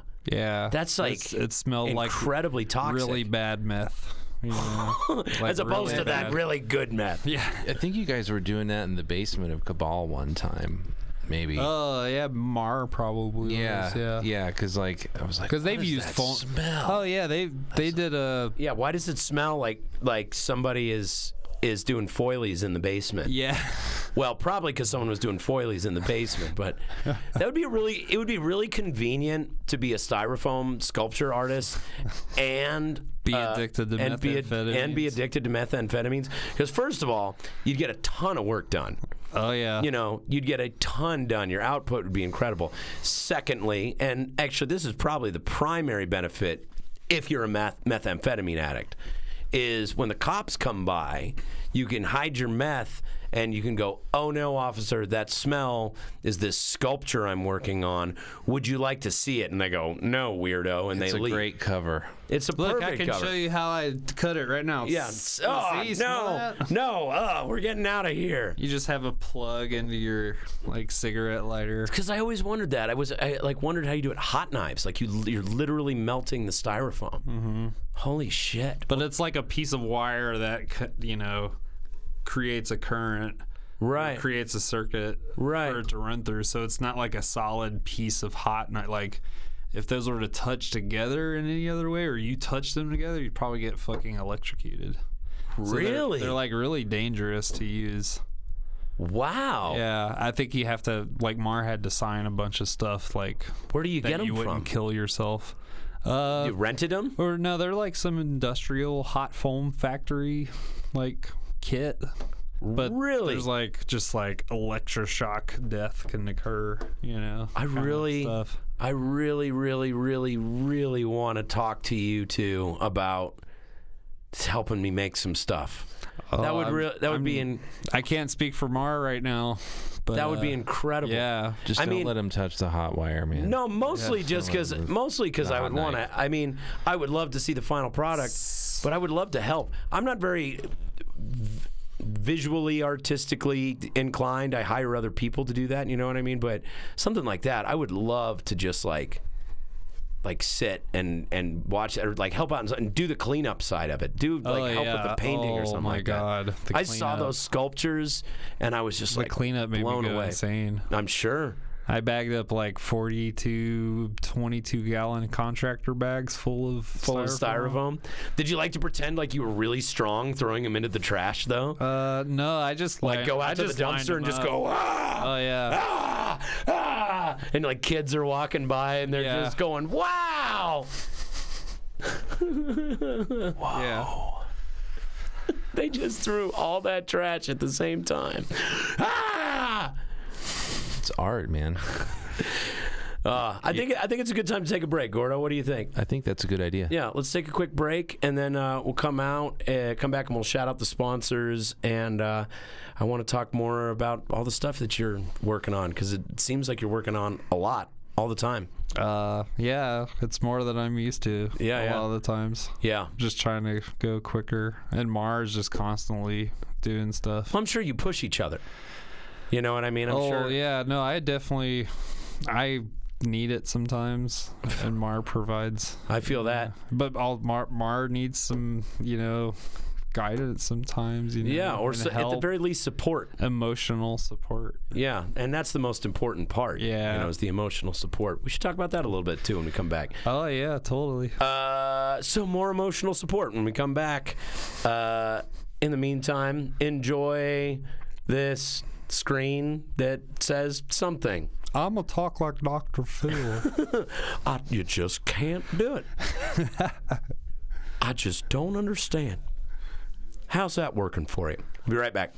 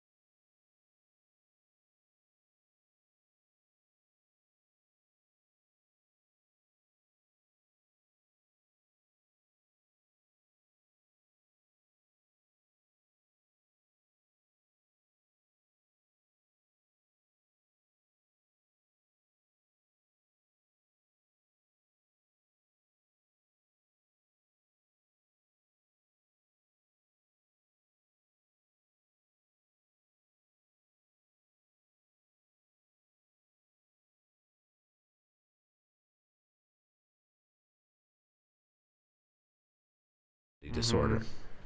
They tend to like play off each other. At least that's what my wife tells me over and over and over. Doesn't help when you're in a band. Oh, hey, I forgot to tell you, I may have screwed myself. I may have screwed myself a little bit. Unintentionally. Did you see what I posted today? So, okay, next week, my work is participating in the St. Baldrick's Foundation. Oh yeah. Oh yeah, I did see that post. Yeah. And yeah, dude. What are you thinking? I did something stupid. And I think I'm in trouble here. So I signed myself up to shave my head to raise money for St. Baldrick's, right? That part I don't mind. I'm already 10% of the way there. Don't care, right? I'm thankful for what I've got, and Gordo has reminded me over and over again. You better be goddamn thankful for what you got, buddy. Don't it always seem to go that you don't know what you got till it's gone? Take paradise, and then all your hair falls out. So because I was busy with band stuff all week, I haven't been posting about the event. And my fundraiser had kind of stalled out. And so I planned, before I knew I was going to be going into the studio and doing all that shit, I was like, week of, I'm going to do one last push, and I'm going to offer the incentive that I'm about to tell you about. So then I posted today. So I took a picture that somebody, a really great photographer, grabbed from our show in Colorado Springs, and it pretty prominently shows off the hair helmet and the beard, like kind of all over the place, right? Yeah. And I announced that if I hit my goal, I'll not only shave my head, but I'll shave my beard. Now that I don't even mind. That I don't even mind so much, right? It's like, it's beard, it'll grow back. As long as my kid's there for the event and sees it happen, I don't think he'll get too scared, right? Fine with that. It'll grow back. I'm cool with shaving my head, shaving my beard off. But then, just on a whim, I was like, and since it's going to be my 38th birthday, if I exceed my goal and I raise $3,800, I'll shave my eyebrows off. Hey. And my wife is like, why did you do that? You're going to scare the baby. What is wrong with you? Why are you going to shave off your eyebrows? That's going to look... Decided to go She's like, just completely THS 1138. Exactly. Hills have eyes, man. So she's like, why would you do that? And my response is like, babe, there is no way I'm going to raise $3,800. And I stand by that. But the second I posted that, people have started sharing it en masse. And now you're talking about it on a live And now I'm stream. talking about it on a live stream podcast that at least 4 people watch. You know. Oh, yeah. So people out there, you know Whatever what to do. You know what to do. Don't go to my what to do. Don't go to my Facebook page. I am once again asking for your support. No, because the truth is I don't want to shave off my eyebrows. I really don't. And I don't think I'll raise $3,800. I really don't think I will. But if I do, I'm gonna have to do it. I did it at church camp one year when I was How in long did church it take camp. your eyebrows to grow back in? I mean, it was a couple months at least. A couple months. I don't know. I You can't can remember. always draw those back on. You know? Oh, dude, do the pencil eyebrows? Do the pencil like chola eyebrows? You can do what my mother-in-law did and do the tattoo. Oh yeah, I've seen ladies with the tattoo. Mar has that too. Has the eyebrow tattoo? Yeah. Oh yeah, that's right. Mar does have the eyebrow tattoo. I've seen that. Or you could do the Amanda Palmer as well. What's the Amanda Palmer? She just she starts to paint her eyebrows on, but then it just she just makes it all crazy. And Amanda Palmer's a trip, man. Yeah. Amanda Palmer actually is what, in a lot of ways, gave me permission to do crowdfunding. Oh, yeah. Because she was very outspoken about that, and she took a lot of shit for it because she was an early adopter of Kickstarter and used Kickstarter to make some albums. And people, this was during a time when crowdfunding was still pretty new. Yeah. And the people who have been all about it since the beginning, you know, the creators and people who support creators are like, rah, rah, it's the most beautiful thing ever. Yeah. But there is a very loud, naysaying voice of people who really, really detest people who use crowdsourcing. And especially when Amanda Palmer started doing it. And so people were like making memes and making, you know, jokes about her being wow, like, I wasn't aware of that. Yeah. So, I mean, she took some shit for it. She mentions it in her TED Talk. She did a TED Talk about it. Oh. And seeing her TED Talk is actually what convinced me to do it. Is she talks about the trust that it takes and the vulnerability that it takes to allow people to participate in your art, to allow people the opportunity to back you up and not feel like you're begging. Yeah. You know what I mean? Because there is a handful of people that really do want to jump on board and help you out, you know? And she actually wrote a book on the subject called The Art of Asking that I happened to see on the table when we were up at Evergroove this weekend. Because Evergroove, you know, is trying to build out their studio and build out their content and all the different things that they're doing. And so they are about to go into a phase of fundraising and are trying to get themselves mentally prepared for that. Yeah. And yeah, you mentioned Amanda Palmer, and it just got me thinking about that. And like, you know, I hope one day we get to the point where people aren't so resistant to it and we can just have a patron economy. Yeah. You know, I think for people artists. like don't understand where, like, especially an artist of her stature and, like, you know, the production value and everything that goes into doing what she does is like that costs a lot of money. It does. Know, that, Oh, yeah. I mean, like, there's so much cost that goes into that stuff, and like, you know, we're not in the era of labels. Yeah. You know, like that Even are at gonna, her that are level. gonna front you for that stuff anymore. Like, Even we're not, at her level. like, she's too, you know, creative of a spirit, or has kind of like a niche demographic, if you will, whatever. Right. That's not going to be appealing for a label to throw money at. They're just going to be like, nah, you know, like, I don't think so. I'm next. Like, you know, Well, like, let's do a Miley Cyrus thing. Yeah, like, you know, the whatever. labels have taken such a beating that they are less. I mean, they're a business. You know, let's look at it from their perspective. They're a business, so they're Absolutely. less likely. You know, giving them the benefit of the doubt. They're looking at their profit and loss statements. You know what I mean? And from what they can see, I mean, we have a label, and they are hamstringed in a lot of ways. Oh, yeah. You know what I mean? They can only help us so much. Yeah, same with our label. Yeah, small losses. Oh, yeah. Small losses are bigger losses. Yeah. You know, Totally. It's not a huge deal, but they have to take on a ton of artists and do a little bit for a huge number of artists just for it to function.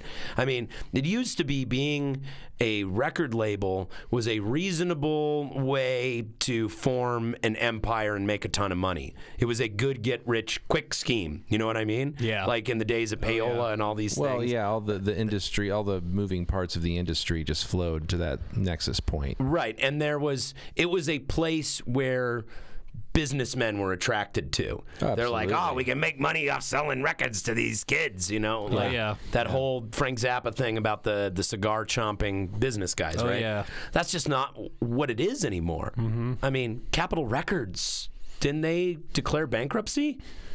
Yeah, I'm not sure where they're at right now. But they're actually, like, but, they're yeah. shrinking. Oh, yeah. You know, they are not the monolith, like literally the monolithic, you know. Well, it just goes to show. I mean, it just makes a lot more sense to, you know, get support from the people that are already fans of what you're doing. Mm-hmm. Right. Yeah. You know, that are going to be like, well, sure, yeah, we'll throw you, you know, $5 or $10 a month or whatever it is, so that you can make videos or do, you know, albums, or you can do touring or whatever it is you're doing, like create whatever you want to create, and you don't have anybody looking over your shoulder telling you how to do that. Right. You know. Well, and you don't have anyone looking at balance sheets, trying to, you know, like, the other thing is, if you don't have the money, it takes a long fucking time to do everything. Anything. It's like, like Brad at Evergroove extends us a great deal of credit, but he's got a business to run, and he has to prioritize, just like necessarily, he has to prioritize paying work. Like he has to keep the lights on. It's the same thing with here at the Nug Nation. We have to prioritize client work. You know, that's what keeps the lights on. It's what pays the bills. Oh, yeah. But if you have the resources to pay the various people that you need, or to drive the marketing machine that you need to get your stuff out there, like if you have those resources, you're able to produce stuff much more quickly, which keeps your momentum going, which makes you create more stuff, which gets you better at creating more stuff. And I mean, I have found that consistency has improved quality for us. I'm sure the same goes for you and all your projects. Oh, yeah. You know, Bolonium and Daughter of Horror. And if you're able to stay in the game long enough, you will succeed by a matter of degree. Yeah. You know what I mean? Mm-hmm. So they are really investing in growing a career. They're really invested and giving people the opportunity to participate in that. What I have found is that the people who participate, the way they benefit greatly is they get to feel like they were a part of that. Yeah. You know, they get to like feel like they have some ownership and something like that. Yeah, totally. And on that note, I'm going to start the shout outs with the brave, beautiful, generous souls who back us via a small recurrent contribution on patreon.com/mfruckus. There's tons of great creators on the platform. Even if you don't go on there to back us, even if you are looking at this podcast right now or listening to this podcast and you're going, I hate this loud, abrasive, furry-faced, balding fucknut. Even if you're thinking that right now, that is no reason you shouldn't go to Patreon and back a whole bunch of other artists. Oh, yeah. A whole bunch of other amazing people, creators who are on that platform. Or any patronage platform, for that matter. If somebody has a subscription service on their website, you know, if someone is like a public intellectual or an artist and you go to their website and they have a paywall on their website, pay the fucking subscription. Seriously, it makes not a difference, it makes the difference. And the people who back us on Patreon have made a huge difference. And the proof is in the pudding, and we're doing some amazing stuff thanks to you guys. Patreon.com/mfruckus. Check it out. Also, Mar Williams is on there. And Bonnie Finley will soon be on Patreon following this podcast. Mar Williams, patreon.com/SPUX. That's right. Check it out. We're a patron. You should be too.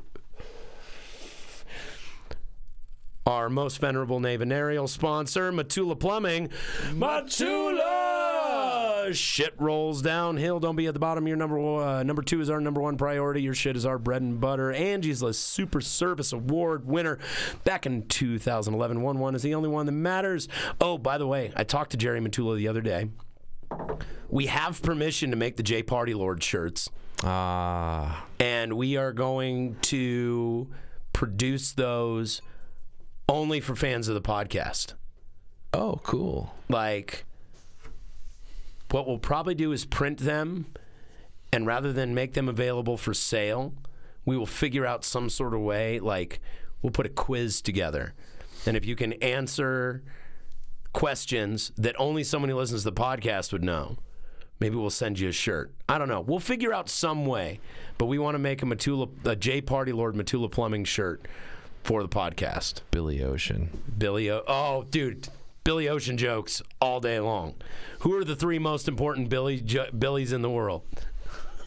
Billy Ocean, Billy Ray Cyrus, and Billy Billy Milano. Joel. Sorry. Billy Joel. Billy Joel. The three Billies. Not only that, so stay tuned for the Matula Plumbing shirts coming soon. Also, when we were up at Evergroove this last week, Tony mentioned Matula Plumbing, and Ethan Cotel stopped what he was doing and just let out the Matula. Dude, we are going to be personally. Of course he did. Dude, we are his one podcast marketing team. Like, we are the best investment dollars he has ever spent. One day, we're going to have such a reach that he's going to have more Just work wait than till he we can get handle. the graphic going on for this whole conversation. Oh, the Matula Plumbing graphic? Yeah, the Matula. Absolutely. Yeah. If you need your shit piped, if you want to get your poo-poo pumped, hit up our friend Jerry Matula Plumbing. Get your poo-poo pumped. Yeah, if you want to get your poo-poo pumped, hit up our buddy Jerry Matula in Des Plaines, Illinois. Rocket Space Rehearsal Studios. Woo! Do you rehearse at Rocket Space? Oh, we use it all the time. Do you really? We do. All right. Well, Rocket Space Rehearsal Studios is the official rehearsal space of motherfucking Ruckus, Bolonium, and a shitload of other bands. Cool staff, friendly staff, clean, functional facilities, well-maintained equipment. And the best part is you ain't got to carry shit. They also have snacks. They also have snacks. Yep. Oh, my God. And drumsticks if you forgot your drumsticks. And guitar strings. Lots of accessories. And lots cables. Of They got what you need. Yes. Yeah. They've got everything that you need, and quite affordable as well. Yeah. That's actually something worth mentioning. Like, they have accessories there. Like, you can just stop in there if you're playing a show at Larimer Lounge. Like, oh shit, I need some strings or some sticks, man. Yeah, just stop in there. Like, okay, this is what Rocket Space would be perfect for. Imagine the band that played at the Enchantment Under the Sea dance in Back to the Future. Let's say they find Marty McFly and they're in the trunk of the car, and the guitar player has sliced his hand on the screwdriver or the switchblade, whatever he had. I can't remember what it was. I think it was a screwdriver. Yeah, it was either a screwdriver or a switchblade. I can't remember what it was. And he can't play, right? Like, let's say the Enchantment Under the Sea dance was going on at Larimer Lounge or the Meadowlark or whatever is the thing that used to be Cold Crush that isn't Cold Crush anymore, or any of the other venues nearby. Let's say, just for the sake, Mission Ballroom, for example. Let's say you're playing the Mission Ballroom, right? And hey, you might be in town playing the Mission Ballroom, your guitar player slices your hand. You find Marty McFly in the trunk. Marty McFly can play the guitar, and instead of just like winging it on stage, you go, hey, it's only load in, okay? How about we go to this place down the street, Rocket Space Rehearsal Studios. We get an hour, and we spend some time just like going over the basic chord changes. It's the 50s. It's doo-wop. It's early rock and roll. It's really simple stuff. It's pretty much going to be the same chord changes the whole time. You would even have enough time to take Marvin Berry to the emergency room. You would even have enough time to take Marvin Berry to the emergency room, and he'd get stitches, and he can hang out and enjoy the show. Oh, yeah. Oh, wait, he priorities. got Yeah. Didn't he have his arm in a sling, too? Do you have his arm in a sling? Yeah, he kind of slung it up there. I don't know what that was about. They were just showing, like, see, I injured myself. Yeah, you have to have some kind of wrapping because it's the movies. They'd be like, you know that sound you were looking for? Yeah, we recorded it at rehearsal. I saved it for you. We came up with this way ahead of time. You're going to be really excited about it. I will email over the files. Check out this Marvin Berry jam I recorded on my phone using GarageBand. Marvin Berry is sharing a project. It's called Your Kids Are Gonna Love It. It's called Your Kids Are Gonna Love It. Your kids are gonna love it. Click, click, click, click. Boom, boom, cock, boom, boom, boom. Yeah. Your kids are gonna love it. Your kids are going to love it. Rocket Space. Your kids are going to love it. TheNugNation.com. This podcast and so many other things come out of the Nug Nation studios at an undisclosed location here in the Rhino District of Denver, Colorado. You got the tour from the boss. I did. Nobody it's has ever gotten a tour from the boss. It's amazing.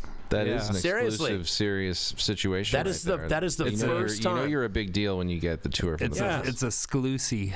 Mikey has never given the tour to one of my guests.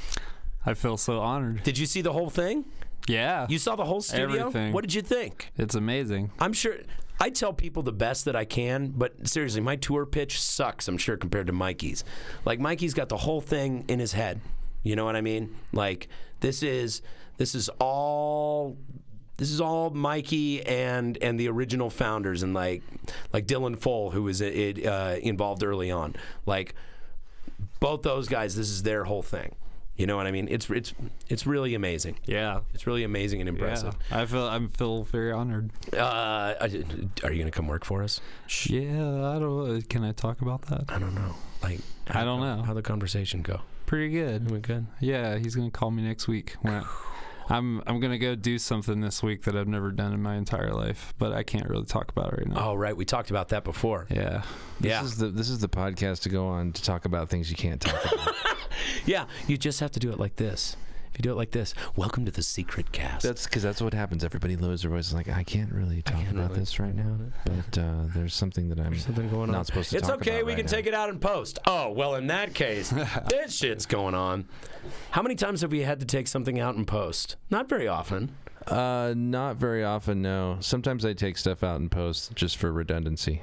Yeah, I mean, we're very mindful and respectful of that. You know, someone comes on here and they say something that they didn't want the world to know about. You know, we can excise it. There was that time that Gordo came on the podcast and told everybody he wasn't really bald, and like pulled the thing back and everything. He's like, it's part of my... Blew my cover. Now we're doing it live, and he totally blew my cover. Yeah, we can't go back. Now we can't go backwards. You just like pull off the hat and you got Tony Lee hair underneath it. That would be incredible. That would be like me at 25. Is that what you looked like at 25? Oh yeah, I had hair like down to my tits. Oh, I hope Tony goes bald. You hope Tony goes bald? He better not be watching. He's just so cocky and just so goddamn handsome and talented. I'm just like, give me something. Give me something. Give me something that's going wrong for you, man. Anyway, thenugnation.com. Check it out. Your kids will love it. Your kids will love it. Kids are gonna love it. Mutiny Information Cafe at 2 South Broadway in the heart of Denver, Colorado. Mutiny is everything. Books, records, comic books, pinball, live events, podcasts. Music. They're actually getting ready to run an ad that we have a song in, and I got to see the cut for the new Mutiny ad. Bitchin'. Oh, nice. Yeah. It's really cool, man. I was honored. Jim hit me up and I was like, yay, we're still relevant. Nice.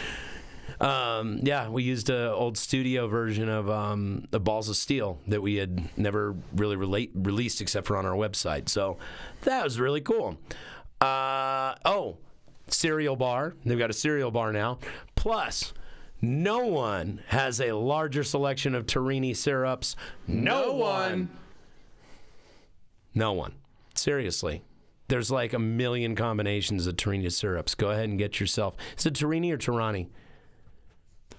Tyrannus. Dude, like the heir to the Torani fortune is sitting at home watching this podcast, stirring an Italian soda, just like pounding his fist on the table. Syrup Rex. Yeah. Tyrannosaurus Rex. That's a delicious Torani Syrup Rex. Torani Syrup Rex. Dude, Torani Syrup fucking Rex, dude. It's a whole advertising campaign I just came up with in my mind. Torani Syrup Rex. In my bald mind, I just came up with that right now. Dude, there is someone from Torani's ad department right now watching that going, hey, thanks for the gold mine, dickheads. Hey, thanks, assholes. Hey, thanks for the idea, dickheads. Campaign's gonna roll out before we're even... Yeah.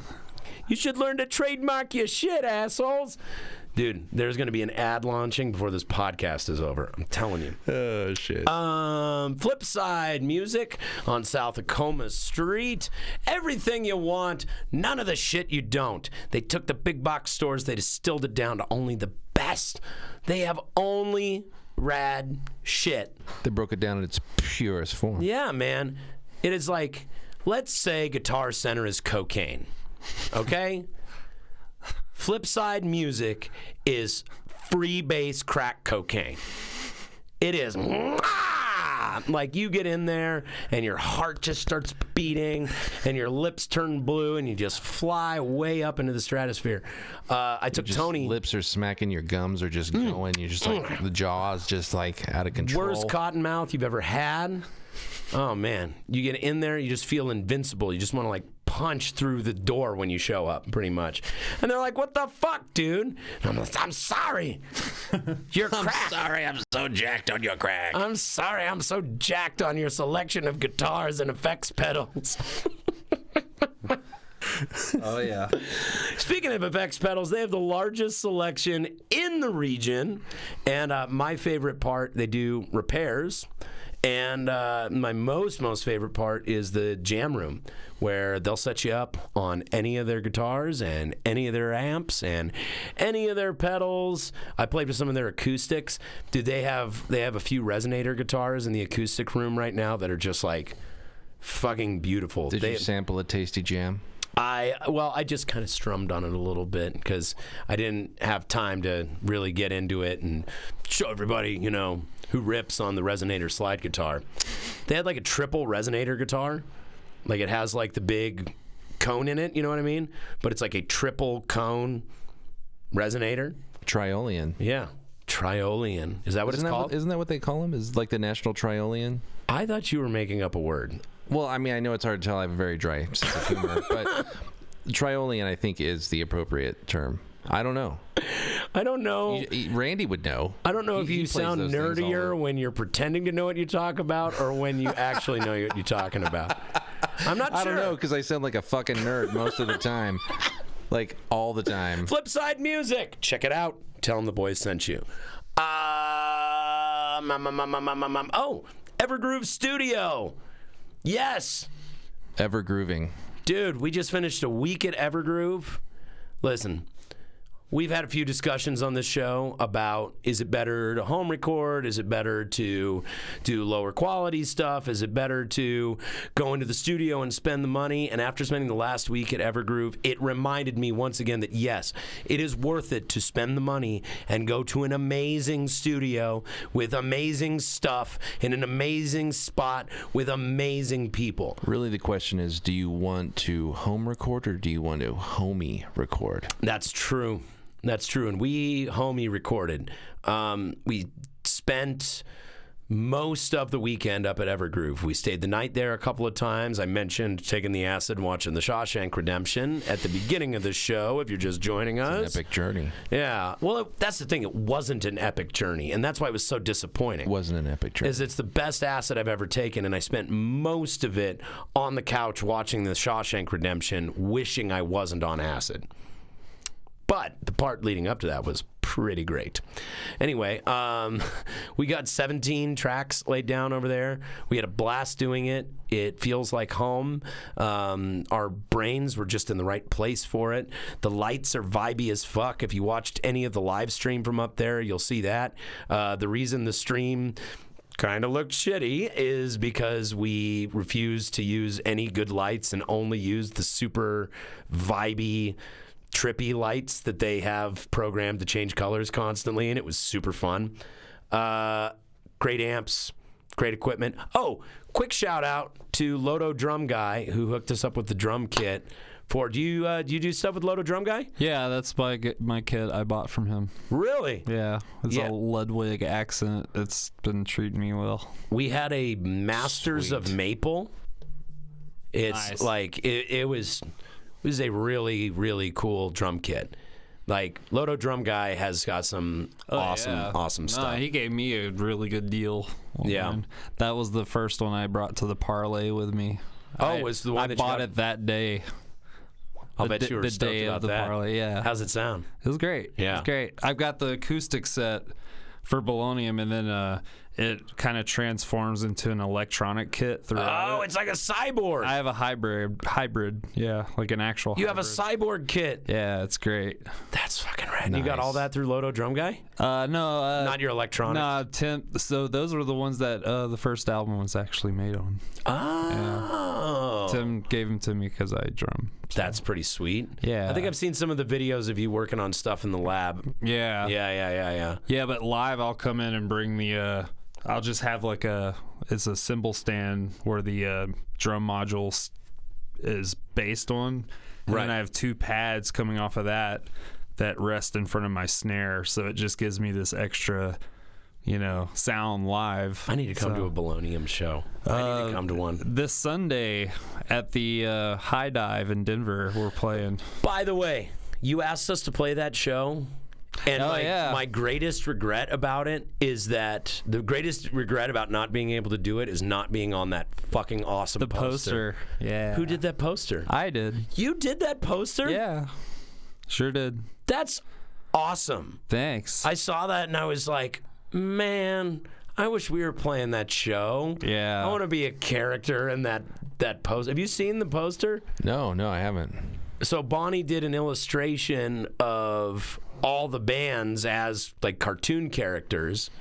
And so like Bolonium's kind of like their 1978 style or 79 style of Devo. Right. How they're kind of like, they look like a almost roller derby style. Right. But I put us in red instead of black, and it says Bolonium instead of Devo. Right. And then Damn Celine, I made her into like a goth Sailor Moon.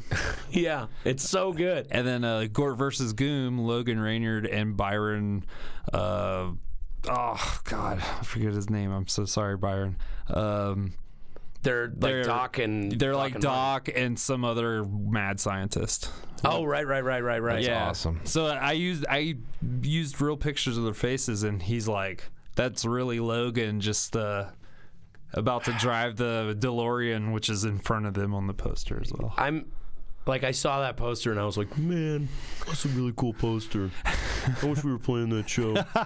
Oh, well. So we wish you were too. Evergroove Studio, evergroove.com. Check them out. So who supplied the guitars for your our only guitar was provided by Gordophonic Records, courtesy of Gordo. Shout out to you, Gordo. Yeah, man. Thanks for the guitar loan, man. Oh, no problem. That thing sounded so good. Tony, it's a good sounding guitar when he plays it. Not so much. We try to keep Tony's flight as cheap as possible. So he stopped flying out here with his guitar because even though you can cite an FAA regulation to get your guitar on the plane, it's a fucking hassle. Oh yeah. Like anytime you want to fly with a guitar, break it. Yeah, and like I said, there is an FAA regulation, and any of you musicians out there listening need to look this up if you're planning on traveling with an instrument. There is an FAA regulation. I'm not sure what number it is, but it says 533, but maybe I'm wrong about that. Yeah, it's a real regulation that you, if you are carrying a orchestral instrument, essentially, and that includes a guitar, if you're carrying an instrument, they are supposed to let you keep it in an overhead compartment or like a little stash closet that they have for traveling military and their uniforms. It's true. Wow, I didn't know that. No, that's an FAA regulation that you can cite if they give you any guff, because they will try and get you to check your instrument. Which you should never do. Which you should never ever do. Oh my God, that's great. We've gone to yeah. I've had really good luck with Southwest. I mean, Southwest is kind of my jam if I'm flying, but they're really cool about it. We have had mixed experiences. Some people are just like, okay, right this way, but we've had to get into it with people before, including Iceland Air. Parker got out into it with a gate attendant leaving Germany to Iceland to the States. Like, it was a very uncomfortable situation. Like, I always tried to play diplomat, and then Parker was bad cop. You know, if all else failed, he would lose his temper on someone, and it would usually work. That's the shitty thing. Yeah. Is it's like, they would go through me, they would go through Logan and Tony, like, I was the super diplomatic one, and then Logan is like everybody's buddy, like friendly but very serious. And then Tony is like, he's a little pushier but still very respectful and kind. If it still doesn't work, the bad cop would come in. The wild card. Yeah. And it worked when it happened, but it's like, we didn't have to get to that point. No. You could have done it when the diplomat was talking to you. Yeah. But anyone who's traveling with that stuff. Anyway, so Tony doesn't really travel with his guitar much. And so he's trying to get himself set up with like a Denver rig, like a Denver setup that he could play.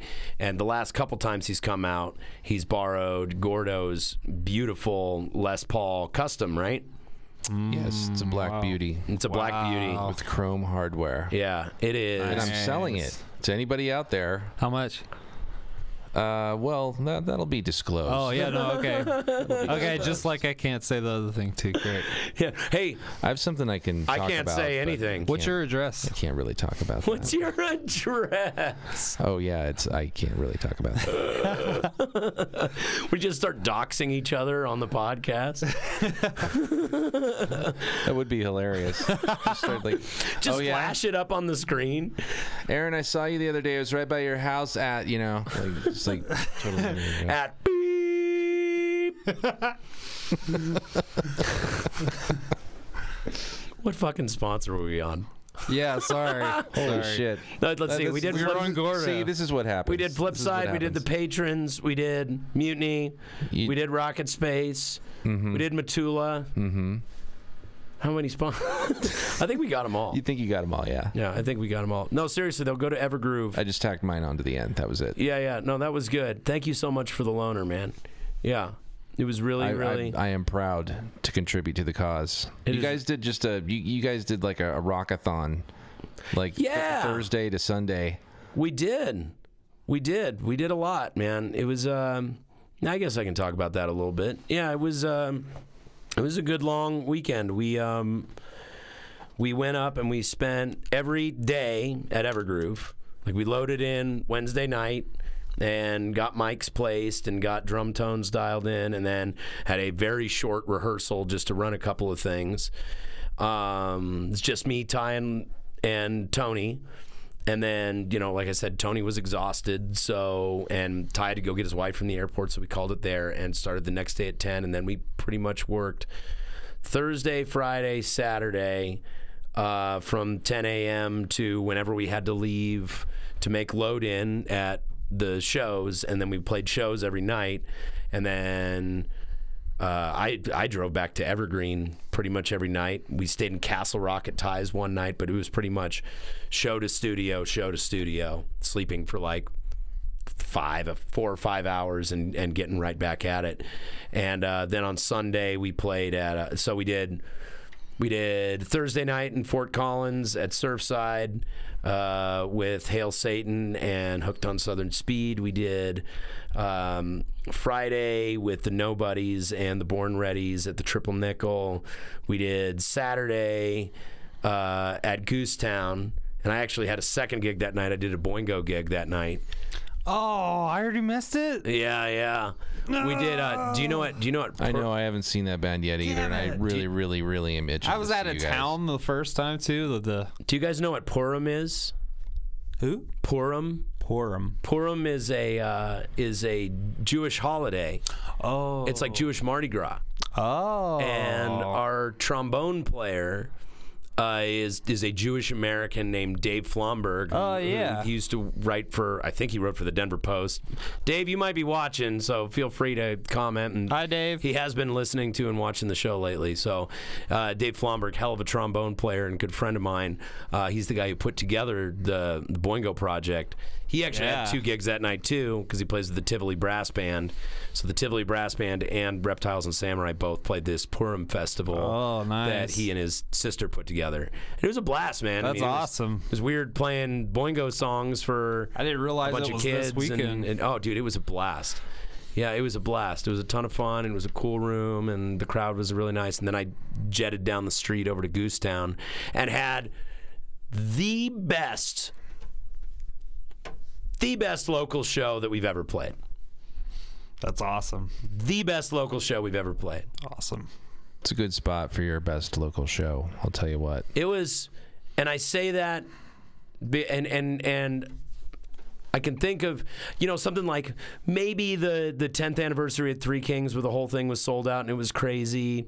Maybe UMS or like Westward Music Showcase would fall into that category. But those are festivals or like in the case of the Three Kings 10th anniversary, we weren't the draw. You know what I mean? Like we did a fourth-year freshman reunion and retrospective thing that was a lot of fun, and we've never done since. But we basically did. Yeah, we played that show with you guys. You guys did play that. It was a ton of fun. We basically did mashups of our whole history as a band and had original members come and play. It's actually the last time, I think, aside from comedy, that Jordan Waliba performed live. Because Jordan used to be in our band a long time ago. Oh, yeah. Okay. And so I mean, like, as many original members as we could get that are like still alive or still in state, and we got almost everybody. And we That's did awesome. Old fourth year freshman stuff, fourth year, and White Fudge. Anyway, so Nice. That show was amazing, and it was sold out and everything. But what was so cool about this is it was like a Denver scene family reunion, because it was the Trade-Ins and Fast Eddie and us, and everybody that was working there was a scene vet, and everybody in all the bands were all scene and service industry vets, and there was a sold-out show across the street at the Bluebird, and a lot of people just happened to be out and about, and I put a lot of money into ads on it, really got the word out. You know, there was actual pre-sales for the show. Like I actually drove pre-sales by running these ads and things like that. We sold some stuff on our website. The club reported actually selling some stuff.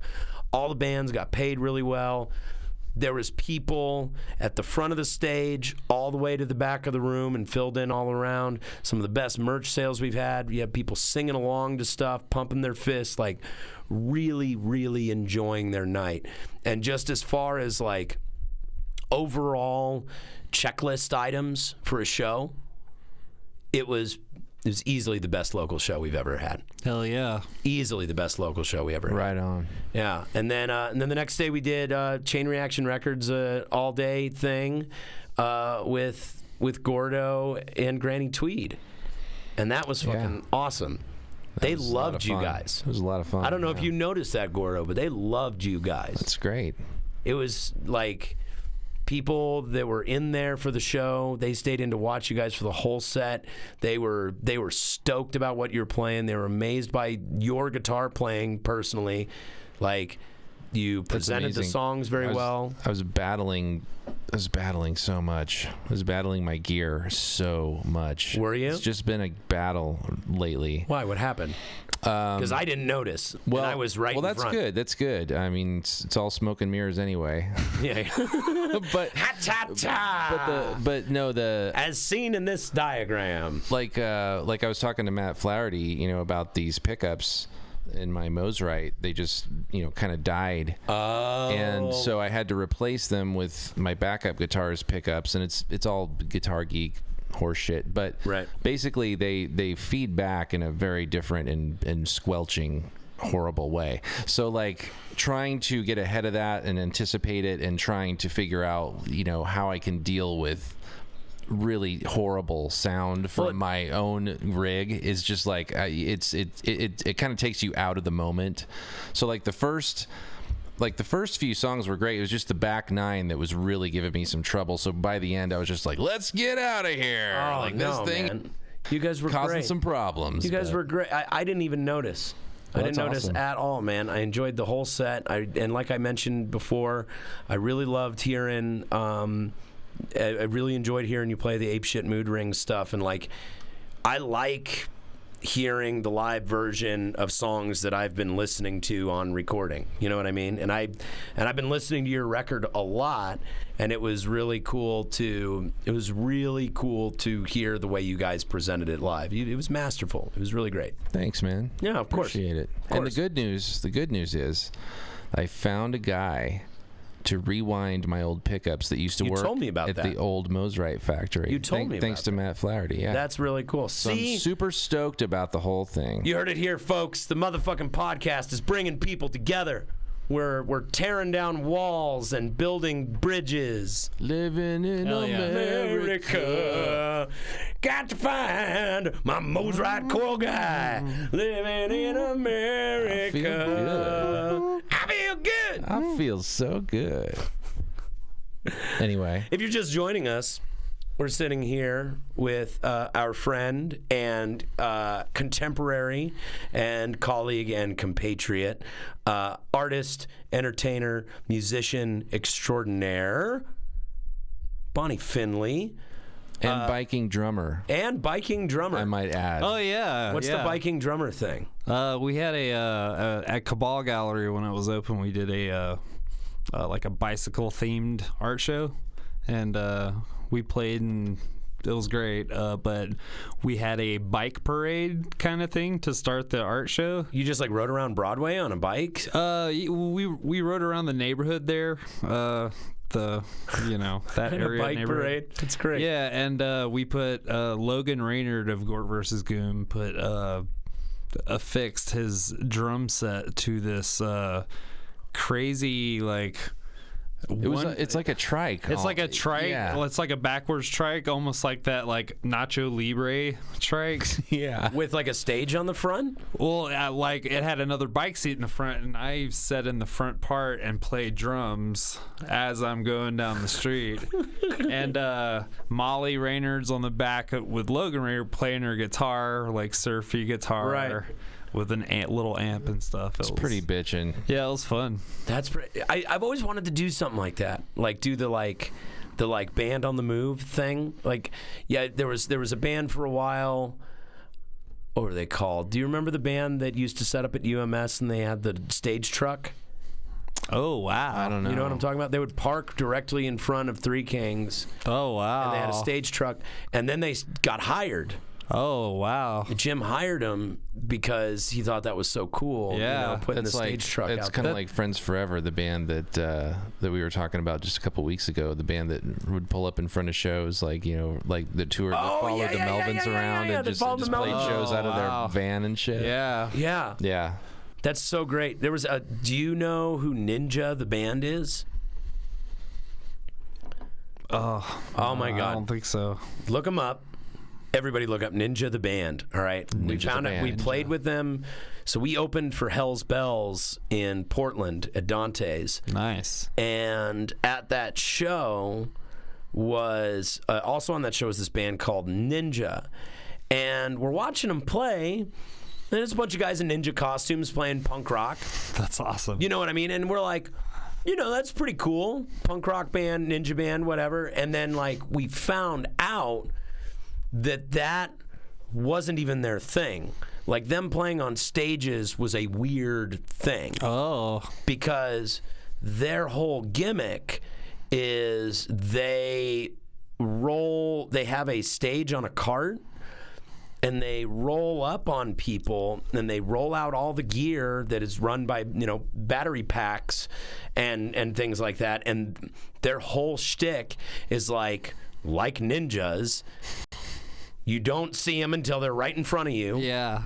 And then they like play, and then they jump in the truck, and they speed off, and they're gone just as fast as they arrive. And so there's all these incredible, dude.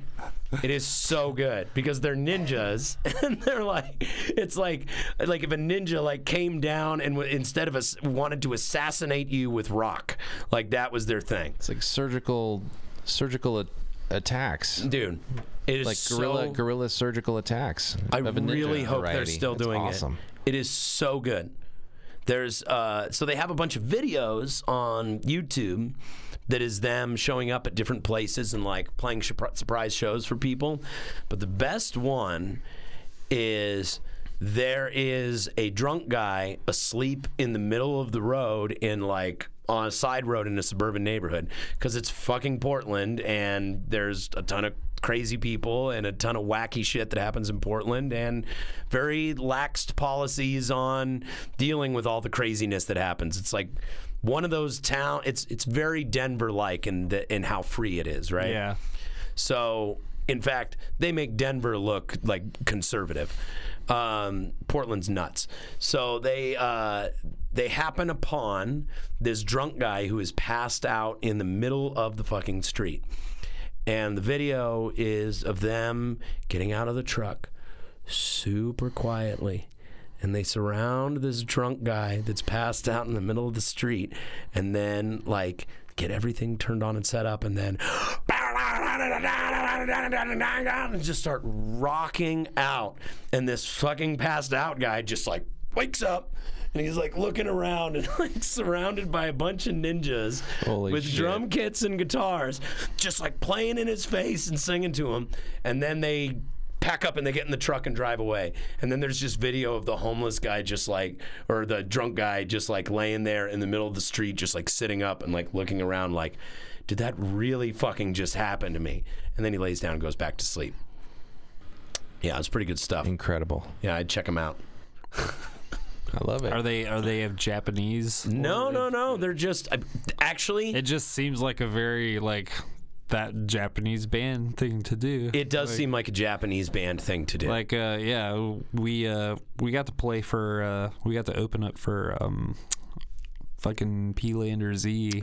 Lucky during one show. See, that's another one. You guys are a perfect fit for that. It was great. It was fantastic. Tell me about that. How was it opening for P-Lander Z? It was amazing. What are they like backstage? Are they just super chill? We just kind of hung out with them. The pink one. I think her name is. I can't remember it. We were messaging just a. I think they like actually picked out the name of like Bolonium. Yeah, let them play. You know. And so they were really nice. We didn't like hang out. It was at Streets of London before they changed it up too. Right. So it was just like not very much place to go, but just be in the area. Right. But yeah, where did they change? Did they go to a hotel and change, or they like? No, I mean there's a room to do that stuff in, and we're not gonna go hang out. Right. Yeah, it's fine. There's a green room at Streets. It's very tiny. I saw Dillinger Escape Plan waiting back there one time. There's a place in the basement that's the green room now. Oh, and I've never been there. And it's quite nice. They have beverages and snacks. What? Couch. What? That's amazing. It's super nice. I love playing there now. Oh, what? wow. Hell yeah. They have snacks back there? Yeah. It was super Awesome. tight. They have like chips, crackers. They got cheese, like cheese balls and shit. Yeah. It's pretty nice. Oh, dude, a nice green room. Hospitality. A nice green room that can make a club, man. Yeah. Yeah. But yeah, so they got to see our kind of shtick thing too. Which that's was really cool. Which was the nicest thing about it. Shtick is a big thing in Japan. Oh yeah, totally. I mean, it's a big thing here too, but it's like enormous in Japan. We were wearing like fry cook outfits. You know, like the apron and the shirt and the hat, and they're like brilliant. And then, like in the middle of it, we do kind of like a strip. You know, yeah. Everyone just takes off their fry costumes to reveal the red Bolonium meat color in just suit form. That's so good. And I mean, a lot is revealed during this process. Much is revealed during this process. It's pretty goddamn hilarious, and I don't know. You can find that on our. I posted a live video of that. That's on your YouTube? Yeah, on Bolonium's YouTube. Yeah, check out Bolonium. Yeah. What's Bolonium's YouTube real quick? I think it's just you type in Bolonium. Yeah. I don't think there's anything else called Bolonium. Bolonium. Yeah, I'm sure you guys can see it. Prepare for a visual feast. Yeah. No. Yeah. They're great. We played with Electric Eel Shock. It's from Japan. Oh. You ever heard of that band? No. Dude, they're fucking awesome. So they're this 3-piece punk rock band that just has like super fun songs, like very like Motorheady and punk rock and pop punk and like very cool, fun songs, right? And their drummer plays naked with a giant cock sock on, and he plays with a flea is what we call it. Yeah, well, but like an extra long, like a long, like a super long one, like the size of your leg. He wears that, and then what do they? I'd like to see that, dude. It's so good, and he plays with 4 drumsticks, and it's just like shredding through drumsticks all night, right? Just smashing on the drums, throwing them everywhere. And their lead singer is a professional fisherman. So if you go on his Instagram, it is all it's all fishing pictures, like pictures of like fishing stills and fishing video, and in their tour van, they have a tour van that is in the UK that they take over to mainland Europe and go around whenever they go on tour. And in the back of it is their equipment and their fishing rods, and they basically just go around Europe or wherever they're touring, and like they fish and they play rock and roll shows, and that's it.